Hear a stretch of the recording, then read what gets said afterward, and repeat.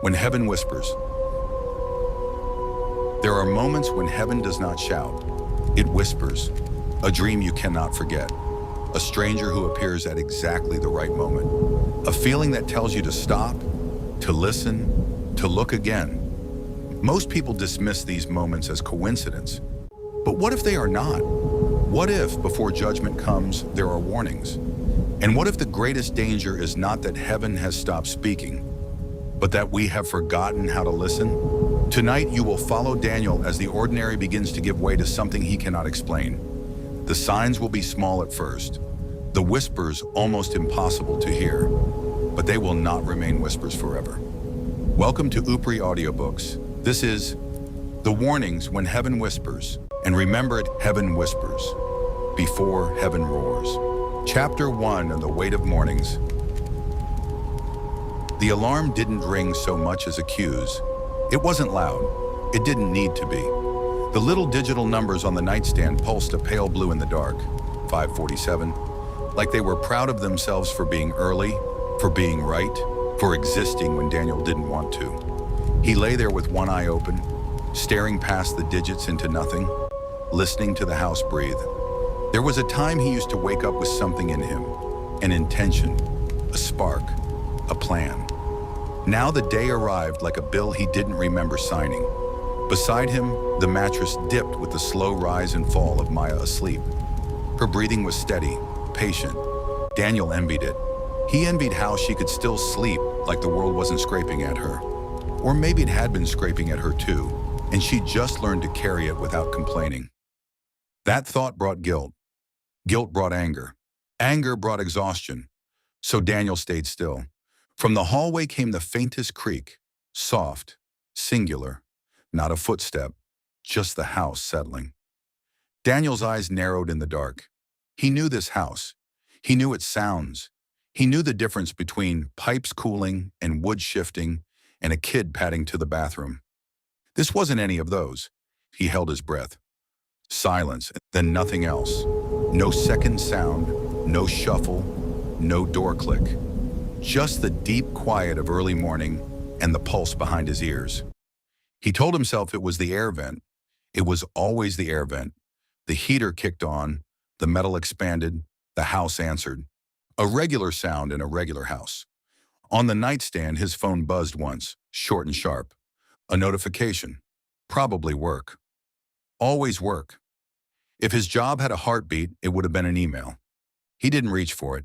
If he looked, the day would start. If he didn't, he could pretend, just for a handful of seconds, that time had paused. Maya shifted, mumbling something half-formed. "You awake?" she whispered without opening her eyes. Daniel waited a beat too long. "Yeah." She rolled slightly and reached back like she was searching for his hand by memory. Her fingers brushed his wrist, gentle, and for a moment something in him softened, a tiny mercy, a tenderness that made him want to be better and somehow made him want to disappear because he wasn't sure he knew how. "You've been tense," she said, not accusing, just noticing. "I'm fine." Even in the dark, he could feel her pause. He could feel the old conversation forming like thunderclouds. "You always say that. You're not fine. We're not fine if you keep doing this." He stared at the ceiling.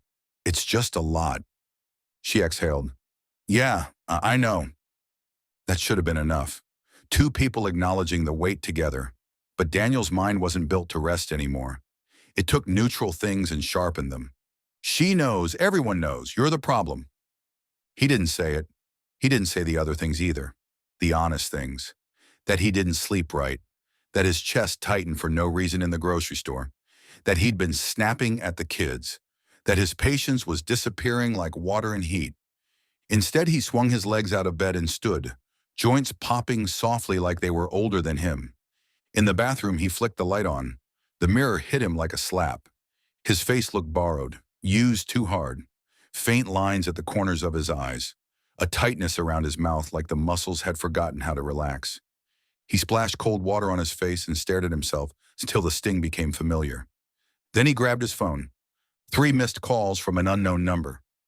2 emails marked urgent from his boss. One message from his sister. Mom's not answering me. Can you check on her today? His throat tightened. He stared at the message too long, like if he stared hard enough, it would change into something easier. Something he could fix with a quick call. He typed, "Yeah, I'll stop by after work." Then he deleted it. After work meant late. Late meant tired. Tired meant impatient. Impatient meant saying something he couldn't take back. With his mother, God, with his mother, it was never just one conversation. It was a lifetime of them. He typed again, "I'll go this morning." He hit send before he could talk himself out of it. A tiny decision, a small pivot. It shouldn't have mattered. But as soon as he sent it, the heaviness in his chest eased by a fraction, like the world had been holding its breath with him and finally let it go. He stood in the bathroom light and tried to explain that relief with logic, with psychology, with guilt, with anything that kept it from sounding spiritual. Just a man trying to be decent. He dressed quietly, jeans, hoodie, work boots, moving through the room like he didn't want to wake the house. He kissed Maya's forehead. She murmured half asleep and reached for him again. He held her hand a second longer than normal. A warmth passed through him, and for a heartbeat he felt something he used to feel when life was simpler. That love wasn't an idea. It was a decision you made over and over, even when you were tired. Then the feeling slipped away like a dream you can't hold on to. Downstairs, the kitchen greeted him with the same insult it offered every morning. The sink was full.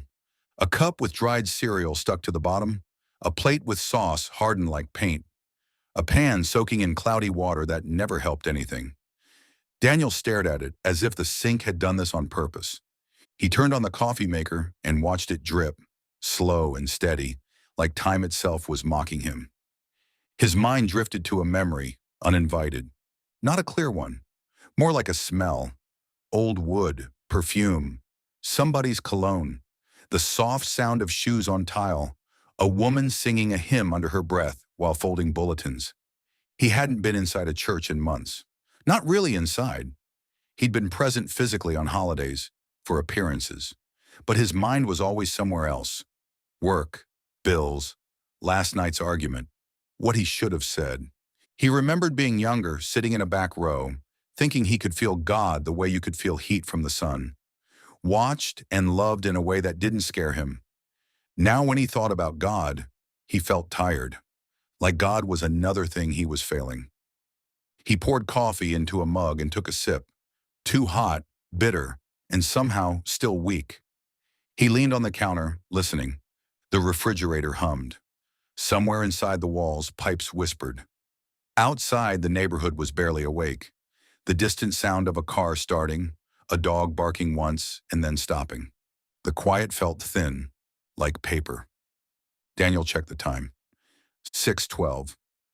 He needed to leave in 20 minutes if he wanted to make it to his mother's and still get to work on time. 20 minutes to pretend he wasn't drowning. He set the mug down and turned toward the stairs. And froze. A thin line of light glowed beneath the front door. That shouldn't have been possible. The sun wasn't up enough yet to throw light that way, and he hadn't turned on the porch light. Daniel stood still, his heart beat suddenly loud. The line of light didn't flicker. It didn't pulse. It just waited. His first thought was practical. Somebody left the porch light on. His second thought was worse. Someone is outside. He walked toward the door, careful, quiet. He didn't want to wake anyone. He didn't want to admit that fear had already found him. He listened. Nothing. No breathing. No shifting weight. No tapping. Only the hum behind him and the blood in his ears. He turned the deadbolt slowly. Metal clicked. His fingers wrapped around the knob. A thought surfaced. Absurd, childish, true. If I don't open it, the day can't get worse. He exhaled once, long and controlled, and opened the door. No one. The porch was empty, washed in early gray blue, the sky still undecided about being morning. The street was quiet, damp with dew. Across the road, a neighbor's window glowed faintly, and yet his porch light was on. Daniel stared at it, confused. He hadn't touched it. He hadn't walked past the switch. He stepped outside, scanning left, then right. No car pulling away, no footsteps, no package. He turned back toward the doorway. That's when he saw it. On the welcome mat, right in the center, as if placed gently, was a small folded piece of paper. Not an envelope, not mail, just paper, folded cleanly in half. Daniel's chest tightened. He reached down, hesitated, then picked it up. It was warm. Not sun warm, not heater warm, hand warm, like someone had just been holding it. He unfolded it slowly. Two words written in neat, simple handwriting. Be kind. Daniel stared until the letters blurred. A laugh tried to escape him. Half disbelief, half anger. The kind of laugh you do when something is too strange and your body needs a release. Okay, he whispered to the empty porch. Okay, funny.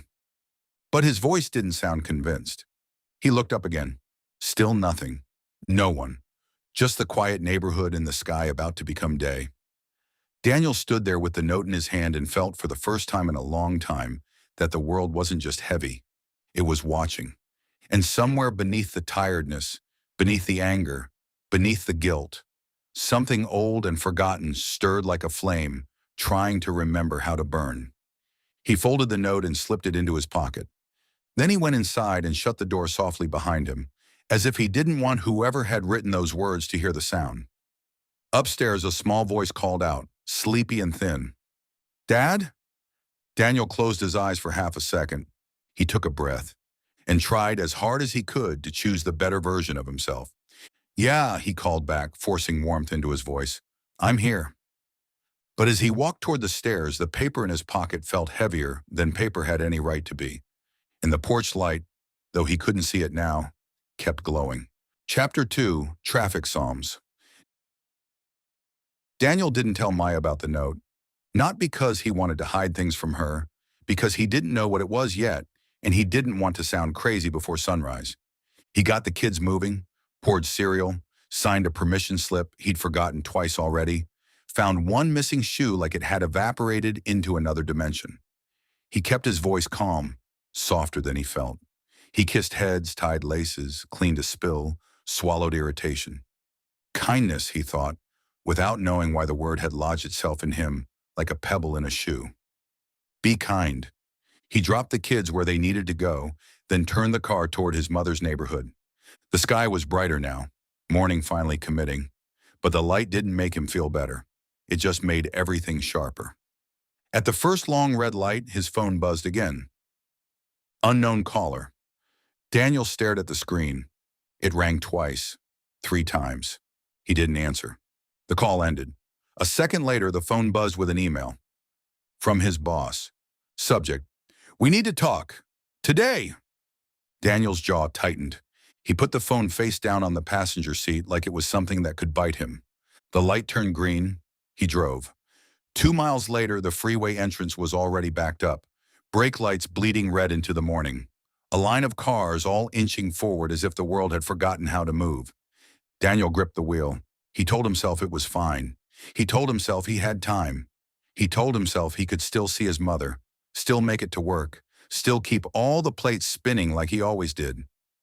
A horn blared behind him, impatient, angry. He checked his mirror.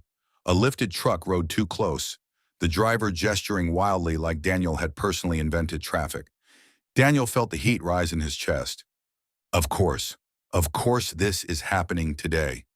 The truck honked again, longer. The sound went through Daniel's spine.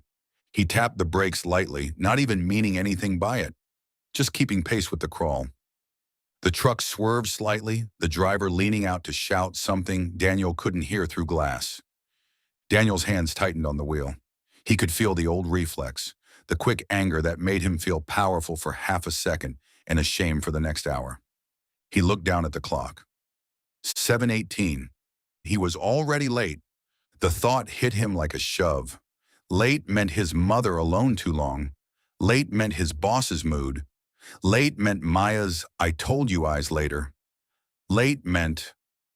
The truck honked again. Daniel's mouth opened. Not to speak, to release, to spit out something ugly that would feel good for 1 second. And in that exact moment, his pocket pressed against his thigh. Paper. 2 words. Be kind. Daniel froze just slightly. He could almost feel the warmth of the note through the fabric, like it wasn't paper at all, but something alive. The anger in his chest didn't disappear, but it stalled, like it had hit a wall it didn't expect. Daniel swallowed hard, eyes forward, breathing slow. He didn't flip the guy off. He didn't scream. He didn't win the moment the way pride wanted. Instead, when the lane finally moved and a gap opened, Daniel did something that felt impossible. He turned his blinker on and let the truck in. The driver hesitated, confused, then shoved his way in anyway, cutting close. The truck sped ahead a few feet and stopped again in the same traffic. Daniel's face burned. Kindness, his mind screamed, felt like losing. But then the driver's brake lights flashed, and Daniel saw something he hadn't expected. A child's head in the back seat. Small, maybe 5, maybe 6. The kid's face pressed to the window, eyes wide, watching the world with the quiet seriousness only kids have. The child looked at Daniel's car and smiled, just once, just a quick, bright smile, then turned back to their toy. Daniel blinked. The burning in his face cooled. He didn't feel holy. He felt human. A few cars ahead, a woman on the shoulder stood beside a stalled sedan with her hazard lights blinking. She was on the phone, frantic, looking down the line of traffic like she was searching for help and not finding it. Cars flowed past her like water around a rock. Nobody stopping, nobody even slowing. Daniel's eyes tracked her without meaning to. His first thought was immediate and selfish. I don't have time. Then another thought surfaced, sharp and familiar. Someone else will help. And then, like a whisper under the noise, something else. You know they won't. Daniel's hands tightened again. His phone buzzed. Another email, another pressure. Daniel swallowed. The woman on the shoulder lifted her free hand helplessly, flagging down car after car, and each one passed her like she was invisible. Daniel's blinker clicked softly. He pulled onto the shoulder. Maya would call him later and ask why he was even later than he said. His boss would glare. His mother might not answer her door. Everything in Daniel's life would get louder. He parked behind the stalled car and stepped out into the cold edge of morning. As soon as his boots hit the pavement, the air felt different. Charged, not electric, attentive. The woman looked at him like he was a miracle and a stranger in the same breath. Oh my God, she said, voice breaking. Thank you. I don't know what's wrong with it. It just died. Daniel walked toward her, hands open, palms visible. Calm. I'm not a mechanic, he said, and surprised himself with a small, honest smile. But I can try, or at least make sure you're safe. She exhaled like she'd been holding her breath for an hour. Thank you, she whispered again. Seriously. Daniel leaned toward the hood latch, and as his fingers found the release and the hood popped, he felt it, clear as a hand on his shoulder. A presence. Not behind him, not beside him, all around him. As if the morning itself was watching, as if something unseen had just taken note of his choice. Daniel's throat tightened. He lifted the hood, staring down into the maze of metal and hoses, and in the reflective curve of the engine casing, for the briefest second, he saw something that made his blood go cold. Not his own face, not the woman's. A third figure standing a few feet behind them on the shoulder. Still, calm, unmoving, watching. Daniel spun around. There was no one, only traffic, only wind, only the woman rubbing her hands together, waiting for help. Daniel's heart hammered. His pocket felt heavy again. Paper, 2 words. Be kind. He looked back at the woman's face, worried, tired, grateful, and made a decision. Whatever this was, whatever was happening, he was already in it. And somewhere in the distance, far beyond the noise of horns and rushing commuters, a siren began to wail, long and rising, like the world was remembering how to warn. Chapter 3, The Stranger at the Corner. Daniel left his mother's house later than he planned. She was fine. Mostly. Fine in the way people say fine when they don't want to scare anyone. Fine in the way that still left Daniel standing in her doorway longer than necessary, looking at her thinner frame, the way her hands trembled just slightly when she held her coffee cup. I'm okay, Danny, she had said, smiling too quickly. You worry too much. He had nodded. He always nodded. They talked about small things, the weather, the kids, a neighbor who'd gotten a new dog, everything except the thing beneath it all, the quiet fear that time was doing what time always does, whether anyone was ready or not. She hugged him longer than usual before he left. "You've been heavy," she said softly, hand on his chest like she could feel the weight there. "Not bad, just heavy." Daniel tried to joke. "That's what happens when you get older." She looked at him for a long moment. "No," she said. "That's what happens when you carry things you weren't meant to carry alone." He didn't have a response for that, so he kissed her cheek, promised to come by again soon, and left with a lump in his throat he pretended was just allergies. Now he was driving through a part of town he usually avoided. Not dangerous, just forgotten. Old storefronts, faded signs, a laundromat with half its letters burned out, a liquor store on one corner and a check cashing place on the other. People standing around with nowhere particular to go. Daniel checked the clock again. Late. Definitely late now. His phone buzzed on the passenger seat. He didn't look. The road ahead curved slightly, and as he slowed for a light, he saw him. A man standing on the corner, not panhandling loudly, not waving a sign, just standing there, hands tucked into the pockets of a worn jacket, looking like he'd been waiting for something for a long time. The man wasn't old, maybe mid-30s, maybe 40s. Hard to tell. There was something ageless about him, not in a mystical way, just in a way that made him hard to place. He didn't look desperate. He looked patient. Daniel's eyes flicked to the light. Red? Of course. The car idled. The man on the corner shifted his weight and looked directly at Daniel's car. Not through it, at him. Daniel felt a strange tightening in his chest. The same feeling he'd had when he'd seen the reflection by the stalled car. The same feeling as when he'd picked up the note on his porch.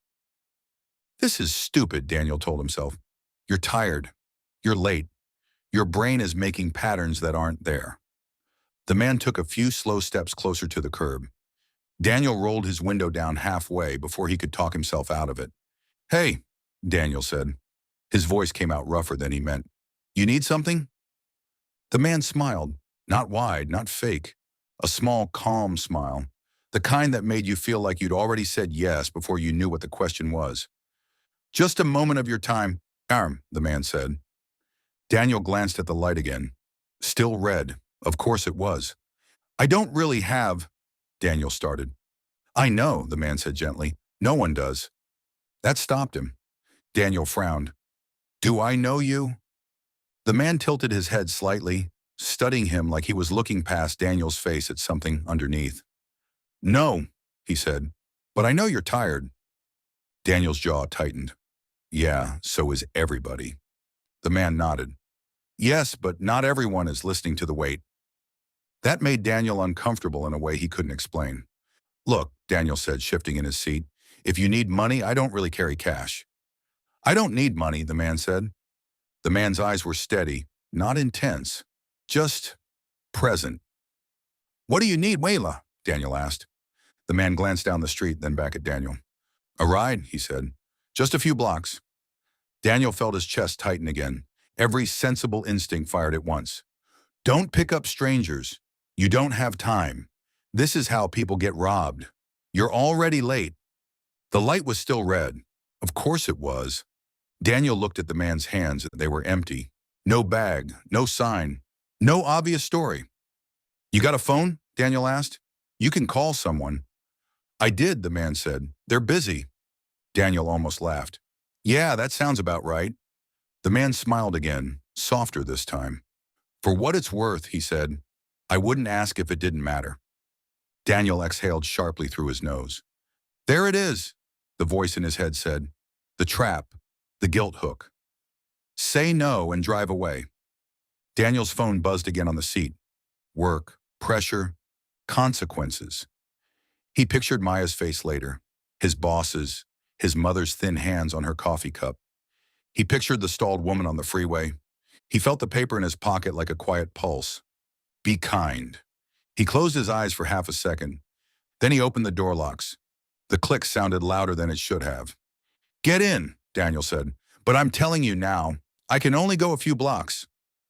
The man didn't rush. He walked around the front of the car at a normal pace, opened the passenger door, and sat down like this was the most natural thing in the world. As soon as the door closed, the inside of the car felt different. Not colder, not warmer, just heavier. Like the air had decided to pay attention. "Thank you," the man said. Daniel nodded, eyes on the road. "Where to?" "Just past the old church," the man said. Daniel's hands tightened on the wheel. "There's no old church around here." The man looked at him. "Yes," he said calmly. "There is." Daniel hesitated, then pulled forward as the light finally turned green. They drove in silence for a block, then two. Daniel stole a glance at the man. Up close, he looked ordinary. Light stubble, tired lines around his eyes, clothes that had seen better days. But something about him made it hard to look away. Not because he was striking, because he was steady. "You from around here?" Daniel asked. The man smiled faintly. "I've been around longer than most people notice." Daniel snorted. "That's a weird answer." "Yes," the man agreed, "but not an untrue one." Daniel shook his head. "You talk like you're in a movie." The man's eyes softened. "People usually don't listen unless it sounds like a story," he said. Daniel didn't like how true that felt. They turned down a side street Daniel didn't recognize. And then, impossible and unmistakable, the old church appeared. Boarded windows, faded brick, a crooked wooden cross still bolted to the front, paint peeling, tilted like it was tired of holding itself upright. Daniel's foot eased off the gas. "I swear that wasn't here last year," Daniel said quietly. The man said nothing. They pulled up in front of the church. The man opened the door and stepped out. Before closing it, he leaned back in slightly. "Daniel," he said. Daniel froze. "I didn't tell you my name." The man met his eyes. "No," he said, "but you've been carrying it loudly." Daniel's heartbeat pounded in his ears. "What does that mean?" Daniel asked. The man straightened. "It means," he said gently, "that small choices echo longer than you think." Daniel swallowed. "Who are you?" The man considered him for a long moment. Then he smiled. Not kindly this time, but not cruelly either. Truthfully. "Just someone who needed a ride," he said. He closed the door. Daniel sat there frozen, watching the man walk toward the church. Halfway to the door, the man stopped and turned back. "One more thing," he said. Daniel rolled the window down slowly. "Yes?" The man looked at him with eyes that seemed too calm for a broken street and a boarded church. "Be careful what you do with mercy," he said. "It has a way of opening doors you can't close." Then he turned and walked inside. The door of the old church creaked open. And then it closed. Daniel stared at the building. A moment passed. Then another. Daniel got out of the car. He walked to the door. He pulled it open. The inside was empty. No footsteps, no movement, no man. Just dust, broken pews, and sunlight cutting through cracks in the boarded windows. Daniel stood there, heart racing, the echo of the man's words ringing in his ears. Small choices echo longer than you think. Be careful what you do with mercy. Daniel backed out slowly, stepping onto the sidewalk. Behind him, his phone buzzed again. He didn't look at it. He looked at the old church instead. And for the first time, the thought came to him with terrifying clarity. This was no coincidence. And whoever that man was. He wasn't done with Daniel. Chapter 4. A Kindness Misremembered. Daniel told himself a story on the drive to work. It was a good story, a sensible one, the kind that made everything small and manageable. You were tired. You imagined things. The guy was just weird. Old buildings get broken into all the time. Your brain filled in the gaps. It was easier to believe that than the alternative, because the alternative meant the world wasn't as solid as he'd always thought. It meant something had stepped into his life without asking permission. Daniel preferred a universe where things stayed in their lanes. He pulled into the parking lot later than he'd ever admit to his boss. The building looked the same as always, gray, forgettable, safe in its predictability. He sat in the car for a moment longer than necessary, gripping the steering wheel. Get it together, he told himself. You've got a job to do. As he stepped inside, the familiar hum of fluorescent lights and muffled voices wrapped around him like a blanket that was too thin to matter. Morning, Daniel. It was Carla, one of the project coordinators. Sharp mind, sharper tongue, loyal in a way that wasn't loud. Morning, Daniel said. Or what's left of it. She smirked. You look like you got into a fight with a church ghost. Daniel froze for half a second. What? He said too quickly. Carla laughed. Relax. It's just your face. You've got that haunted look, like you almost believe in something. Daniel forced a smile. That bad, huh? Worse, she said. Coffee? Always. They walked toward the break room, and Daniel felt the urge, unwelcome and persistent, to tell her about the man, the church, the way his name had been spoken like it was already known. He didn't. Some stories shrivel when you say them out loud. Inside, the break room smelled like burned coffee and microwave leftovers, the normal misery of adult life. Daniel poured himself a cup and took a sip. Still weak, still bitter, still his. You hear about Marcus? Carla asked. Daniel shook his head. He got written up again, she said. Late. Missed a deadline. Management's talking about cutting him loose. Daniel frowned. Marcus has 2 kids. I know, Carla said. That's why it sucks. Daniel leaned against the counter. Marcus was one of his guys. Not perfect, but loyal, hard-working. The kind of employee who covered shifts and never complained unless something was really wrong. Why was he late? Daniel asked. Carla hesitated. His wife's sick again. Hospital stuff. Daniel felt a familiar pressure build behind his eyes. Of course. Another small story. Another place where the world demanded a choice. Management wants him gone, Carla continued. He's unreliable. Their word. Daniel exhaled slowly. He could already hear his boss's voice. We need people who can perform. Personal stuff can't interfere. Daniel had said those words himself before. He hated that. I'll talk to them, Daniel said. Carla blinked. You serious? Yes. She studied him. That's not like you. Daniel stiffened. What's that supposed to mean? Carla shrugged. You usually don't step in unless it's already decided. Daniel didn't like that mirror. He took another sip of coffee, letting the bitterness sit. I'm stepping in, he said. Carla smiled slightly. Okay, hero. I'm not a hero, Daniel muttered. He walked back to his office and shut the door, leaning against it for a second. His heart felt louder than it should. Be kind. The words surfaced without effort now. He opened his laptop, pulled up Marcus's file, and stared at the performance notes. Late twice. Missed 1 deadline. 0 notes about overtime. 0 notes about covering for others. 0 notes about the extra hours Marcus put in without clocking them. Daniel felt something twist inside him. Funny what systems remember, he thought, and what they forget. He typed an email, then erased it. Typed it again, short, clean, professional. Marcus's performance overall is solid. Recent issues are related to a temporary family medical situation. I recommend we work with him, not remove him. He stared at the screen. This was small.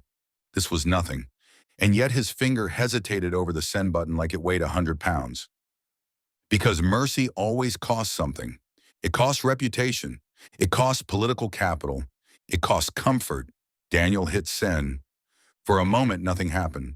Then a strange, subtle thing. The tension in his shoulders eased. Not completely, just enough that he noticed it. Like a muscle finally unclenching.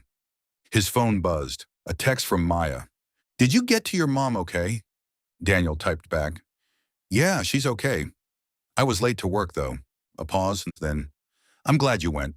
3 simple words. They landed heavier than she could have known. He sat back in his chair, staring at the ceiling for a moment. For a split second, he thought he heard something. Like fabric moving. Like a breath that wasn't his. He shook his head. Too much caffeine. Not enough sleep. That's all. That's what he told himself. Later that afternoon, Marcus knocked on his door. Hey, man, Marcus said, looking uncomfortable. Carla said you talked to management. Daniel nodded. I did. Marcus swallowed. They told me I've got another chance. Probation, but they're not letting me go. Daniel shrugged. Do your best. Marcus laughed softly. I always do. He hesitated in the doorway. My wife's surgery got moved up, Marcus added. If you hadn't stepped in... He didn't finish the sentence. Daniel felt a familiar ache rise in his chest. He thought of his brother, of the words he'd never taken back, of all the moments he wished he could rewind. Take care of your family, Daniel said quietly. That matters more than this place. Marcus nodded, eyes shining just a little. Thank you, he said. Really? When Marcus left, Daniel sat alone in his office longer than necessary.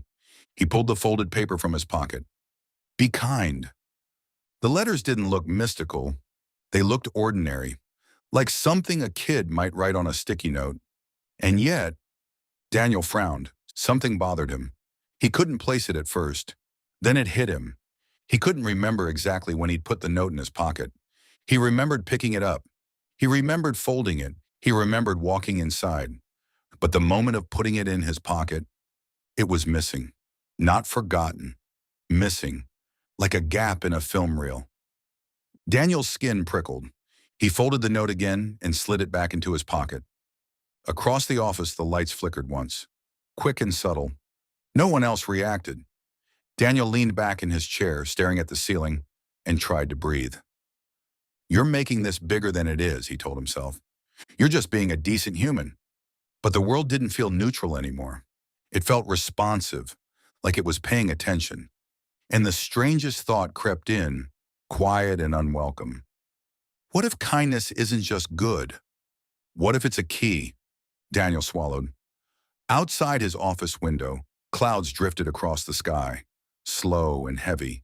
And somewhere, unseen, something that had been watching since his porch that morning seemed to lean in just a little closer.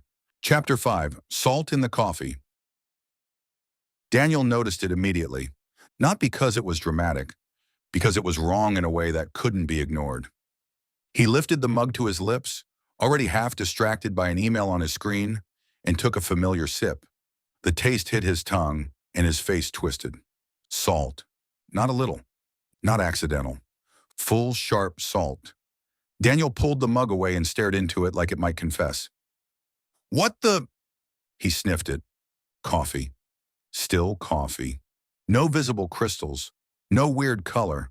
Just dark liquid and steam. He took another cautious sip. Salt again. Clear, unmistakable. He set the mug down slowly, pulse picking up. The break room was empty.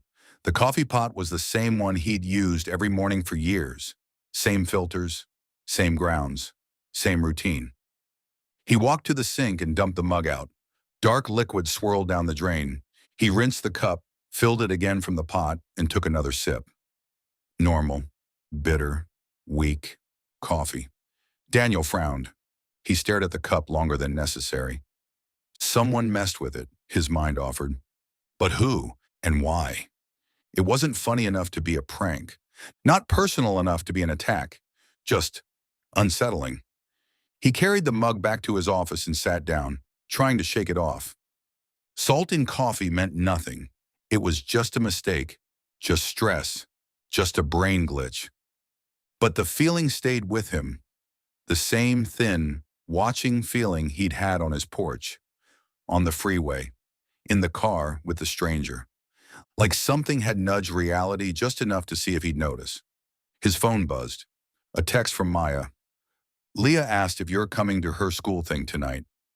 Daniel's stomach dropped. School thing, of course. He scrolled up, searching for context. Another text earlier. Don't forget tonight at 6. Leah's presentation? He had forgotten. He leaned back in his chair and closed his eyes. Of course he had. You're failing at everything, the accuser voice whispered. Even the things that matter. Daniel rubbed his face. He typed back, I'll be there, I promise. He stared at the word promise after he sent it. He'd used it too many times lately. He opened his calendar. Back-to-back meetings. A late call with a client. No clear break. Daniel's jaw tightened. I can't make it, he thought. Not unless I upset someone at work. The old equation formed automatically. Work equals security. Security equals being a good provider. Being a good provider equals being a good father. Everything else fell under that. He stared at the calendar, then at the time. Then the note in his pocket pressed against his thigh. Be kind. Kindness to who? To work? To his boss? Or to his daughter who would stand in front of her class scanning faces, looking for him? Daniel exhaled slowly. He clicked on one of the meetings. Important? Yes. Unmovable? No. Expensive if missed? Maybe. He hovered over the reschedule button. His finger hesitated. Don't rock the boat, the accuser voice said. You can make it up to her later. Another voice, quieter, surfaced.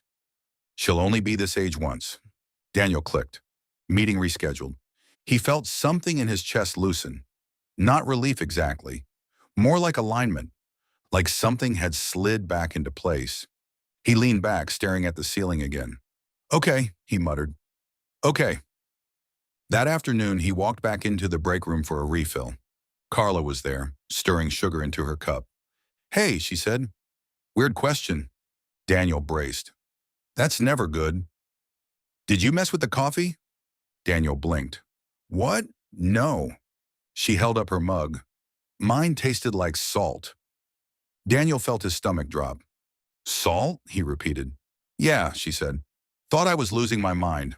I dumped it out and got a new one. Daniel stared at her. You too? He asked quietly. Carla frowned.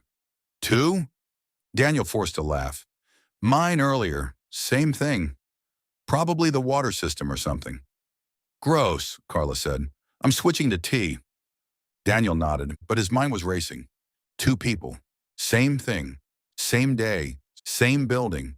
Not just him, not just stress, not just imagination. He walked back to his office slowly. He sat down. He pulled the folded note from his pocket again. Be kind. His fingers tightened around it. What are you? He whispered. Of course it didn't answer. That evening, Daniel left work earlier than usual. The sky was already turning orange and purple. The edges of clouds lit like they were on fire from underneath. He drove straight to Leah's school. He barely made it. He slipped into the back of the room just as the teacher was calling names. Leah stood at the front, clutching her paper with both hands, eyes scanning the room. Daniel lifted his hand slightly. Leah's eyes found him. Her whole face changed. Not dramatic, not loud, just a soft bloom of relief and joy that hit Daniel harder than any sermon ever could. She smiled. Daniel swallowed. His chest tightened. Not with stress this time, with something closer to gratitude. Leah finished her presentation, stumbled once, recovered, and did great anyway. After, she ran to him, wrapping her arms around his waist. You came, she said, like she hadn't fully believed it would happen. I promised, Daniel said quietly. She leaned back and looked up at him. You're different today, she said. Daniel blinked. Different how? She shrugged, child simple. I don't know. Just softer. Softer. The word landed and stayed. That night after the kids were in bed and the house had settled, Daniel stood in the kitchen alone. He made another cup of coffee out of habit even though he didn't need it. He took a sip. Normal. He exhaled. Then without warning, he noticed something on the counter. A small salt shaker. The same one they always used. Except, he didn't remember taking it out. It stood closer to his mug than it should have been, like it had been placed there deliberately. Daniel stared at it. Slowly, deliberately, he slid it away. The kitchen light flickered once. Just once. Daniel leaned on the counter, heart pounding. He wasn't scared. Not yet. But the rational part of him, the part that insisted everything had an explanation, was running out of room. And deep down, a new thought took shape. What if this isn't random? What if someone is teaching me something? Using my life as the lesson. Daniel folded the note and put it back in his pocket. The words felt heavier now. Not because they were mysterious, because they were becoming true. Chapter 6. The Unsent Apology. Daniel hadn't thought about his brother in years. Not directly, not on purpose. Eli lived in a sealed room in his mind. a place Daniel passed by every day without opening the door. He knew it was there. He just never went inside. Until that night. It started with a sound, a laugh, not loud, not in the room, just in his memory, sudden and clear, like someone had turned on a radio in his head. Eli's laugh, sharp and crooked, the kind that came out when something was funnier than it had any right to be. Daniel stood in the hallway outside Leah's room, hands still on the doorframe, listening to the echo of something that wasn't really there. His heart began to pound. "You're tired," he told himself. "That's all." But the laugh came again, softer this time, followed by a voice. "Still carrying it all, huh?" Daniel squeezed his eyes shut. When he opened them, the hallway was empty. Normal. Quiet. He went downstairs and sat at the kitchen table long after Maya had gone to bed. He pulled out his phone. He scrolled through old contacts. He knew exactly where Eli's name would be. It had never moved. It still said, Eli, little brother. Daniel's thumb hovered over the name. The last text thread was years old. One-sided. Daniel's last message. Unanswered. "Call me when you cool down." That had been it. That had been the last thing he'd ever sent his brother. Not "I love you," not "I'm sorry," not "be careful," just irritation, just pride, just a door slammed in text form. Daniel stared at the words until they blurred. The memory came whether he wanted it or not.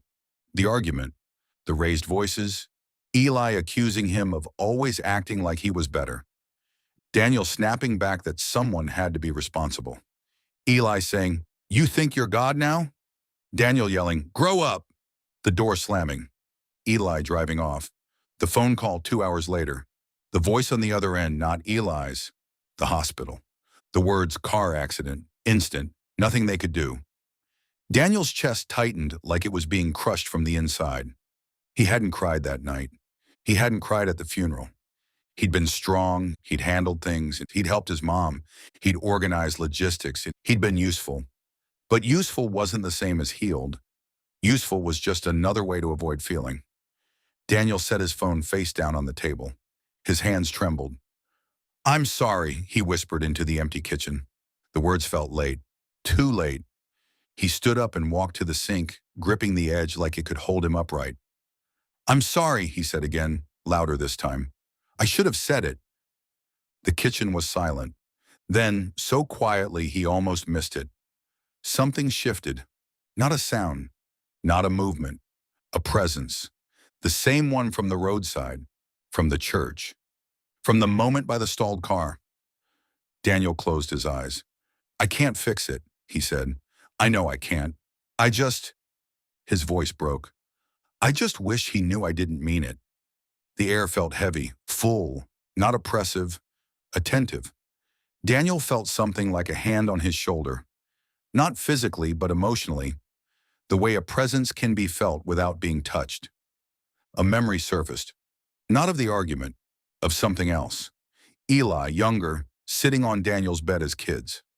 "Hey," Eli had said back then, "if one of us dies first, promise you won't pretend like you're fine." That's creepy. Daniel had laughed. "You're not dying first. You eat like garbage." Eli had grinned. "Just promise." Daniel had rolled his eyes. "We're fine, I promise." The memory hit him like a wave. Daniel slid down into a chair, covering his face with his hands. "I broke that promise too," he whispered. He sat there for a long time. When he finally lifted his head, his eyes burned. On the counter, his phone screen lit up. A notification, not a call, not a text, a draft, an unsent message. His heart skipped. He picked up the phone. The draft was addressed to Eli. It wasn't dated. It wasn't something he remembered typing. The words sat there, simple and devastating. "I'm sorry for how I spoke to you. I love you. I should have said it sooner." Daniel stared at the screen. His breath came shallow. He hadn't written that. Not recently and not ever. And yet there it was. Tears blurred his vision. "Is this a trick?" Daniel whispered. "Is this my mind?" The presence didn't answer, but the words on the screen didn't disappear. Daniel didn't send it. He couldn't. But he didn't delete it either. He locked the phone and held it to his chest like it was something fragile. Upstairs, a floorboard creaked. Maya's footsteps.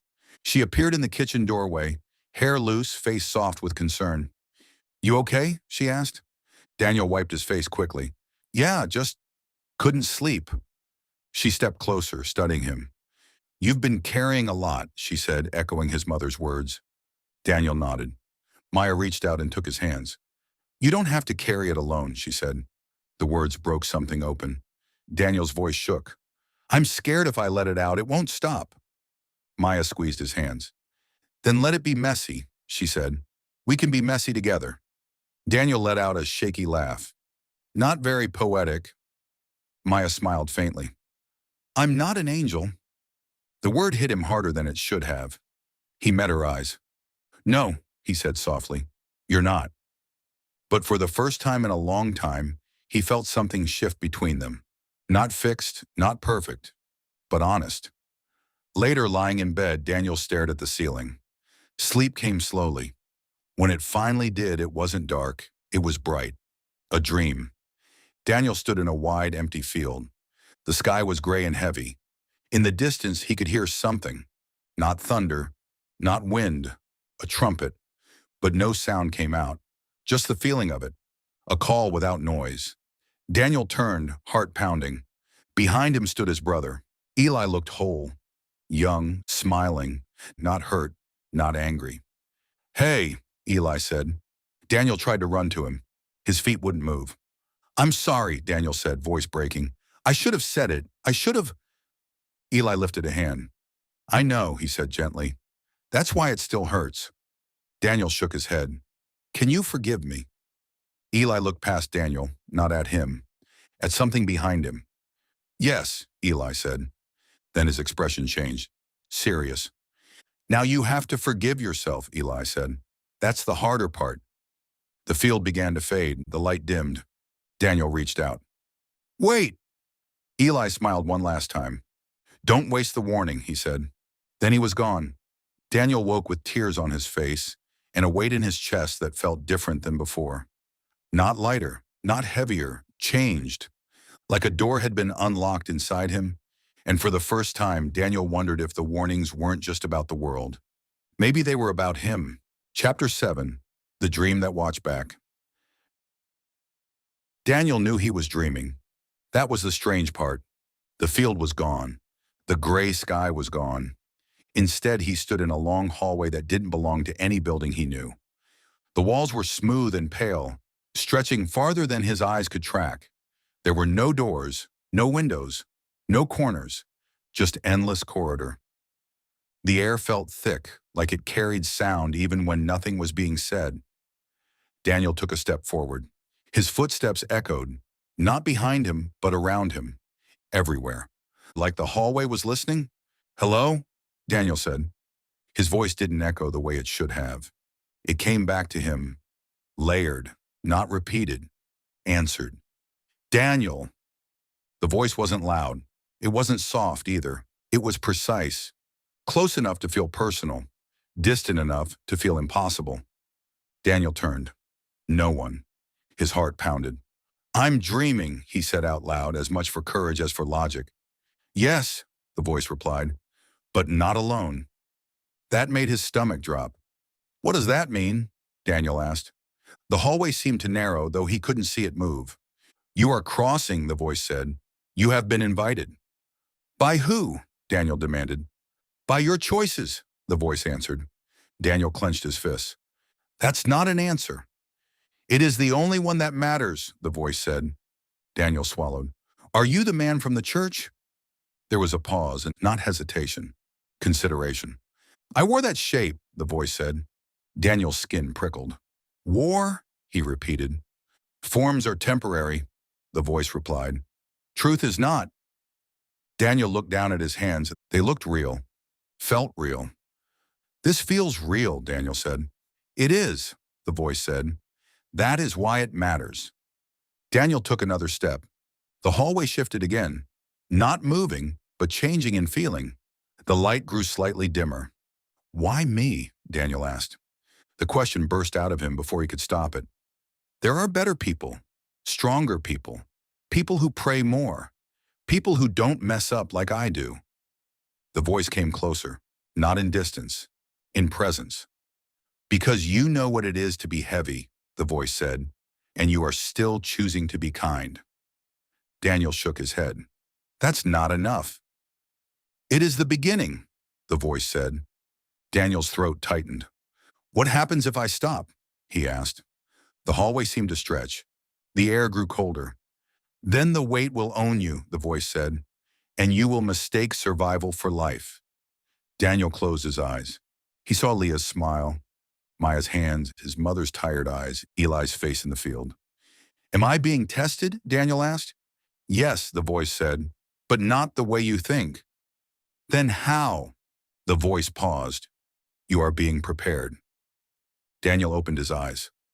For what? He whispered. The hallway darkened, not to black, to shadow. For when whispering is no longer enough, the voice said. Daniel's pulse thundered. What does that mean? It didn't answer immediately. Instead, the hallway did something impossible. It bent, not physically, visually, like distance folded in on itself. Suddenly, Daniel could see something far ahead. A door, old, wooden, scarred. Light leaked from its edges. Daniel took a step toward it, then another. Each step felt heavier, like walking uphill through water. Do not open it, the voice said. Daniel stopped. Why show it to me if I'm not supposed to open it? Daniel demanded. Because knowing it exists changes how you walk, the voice replied. Daniel stared at the door. What's behind it? The voice softened. Not yet. Daniel felt anger rise. You keep saying that, he said. Not yet. Later. Soon. Always almost.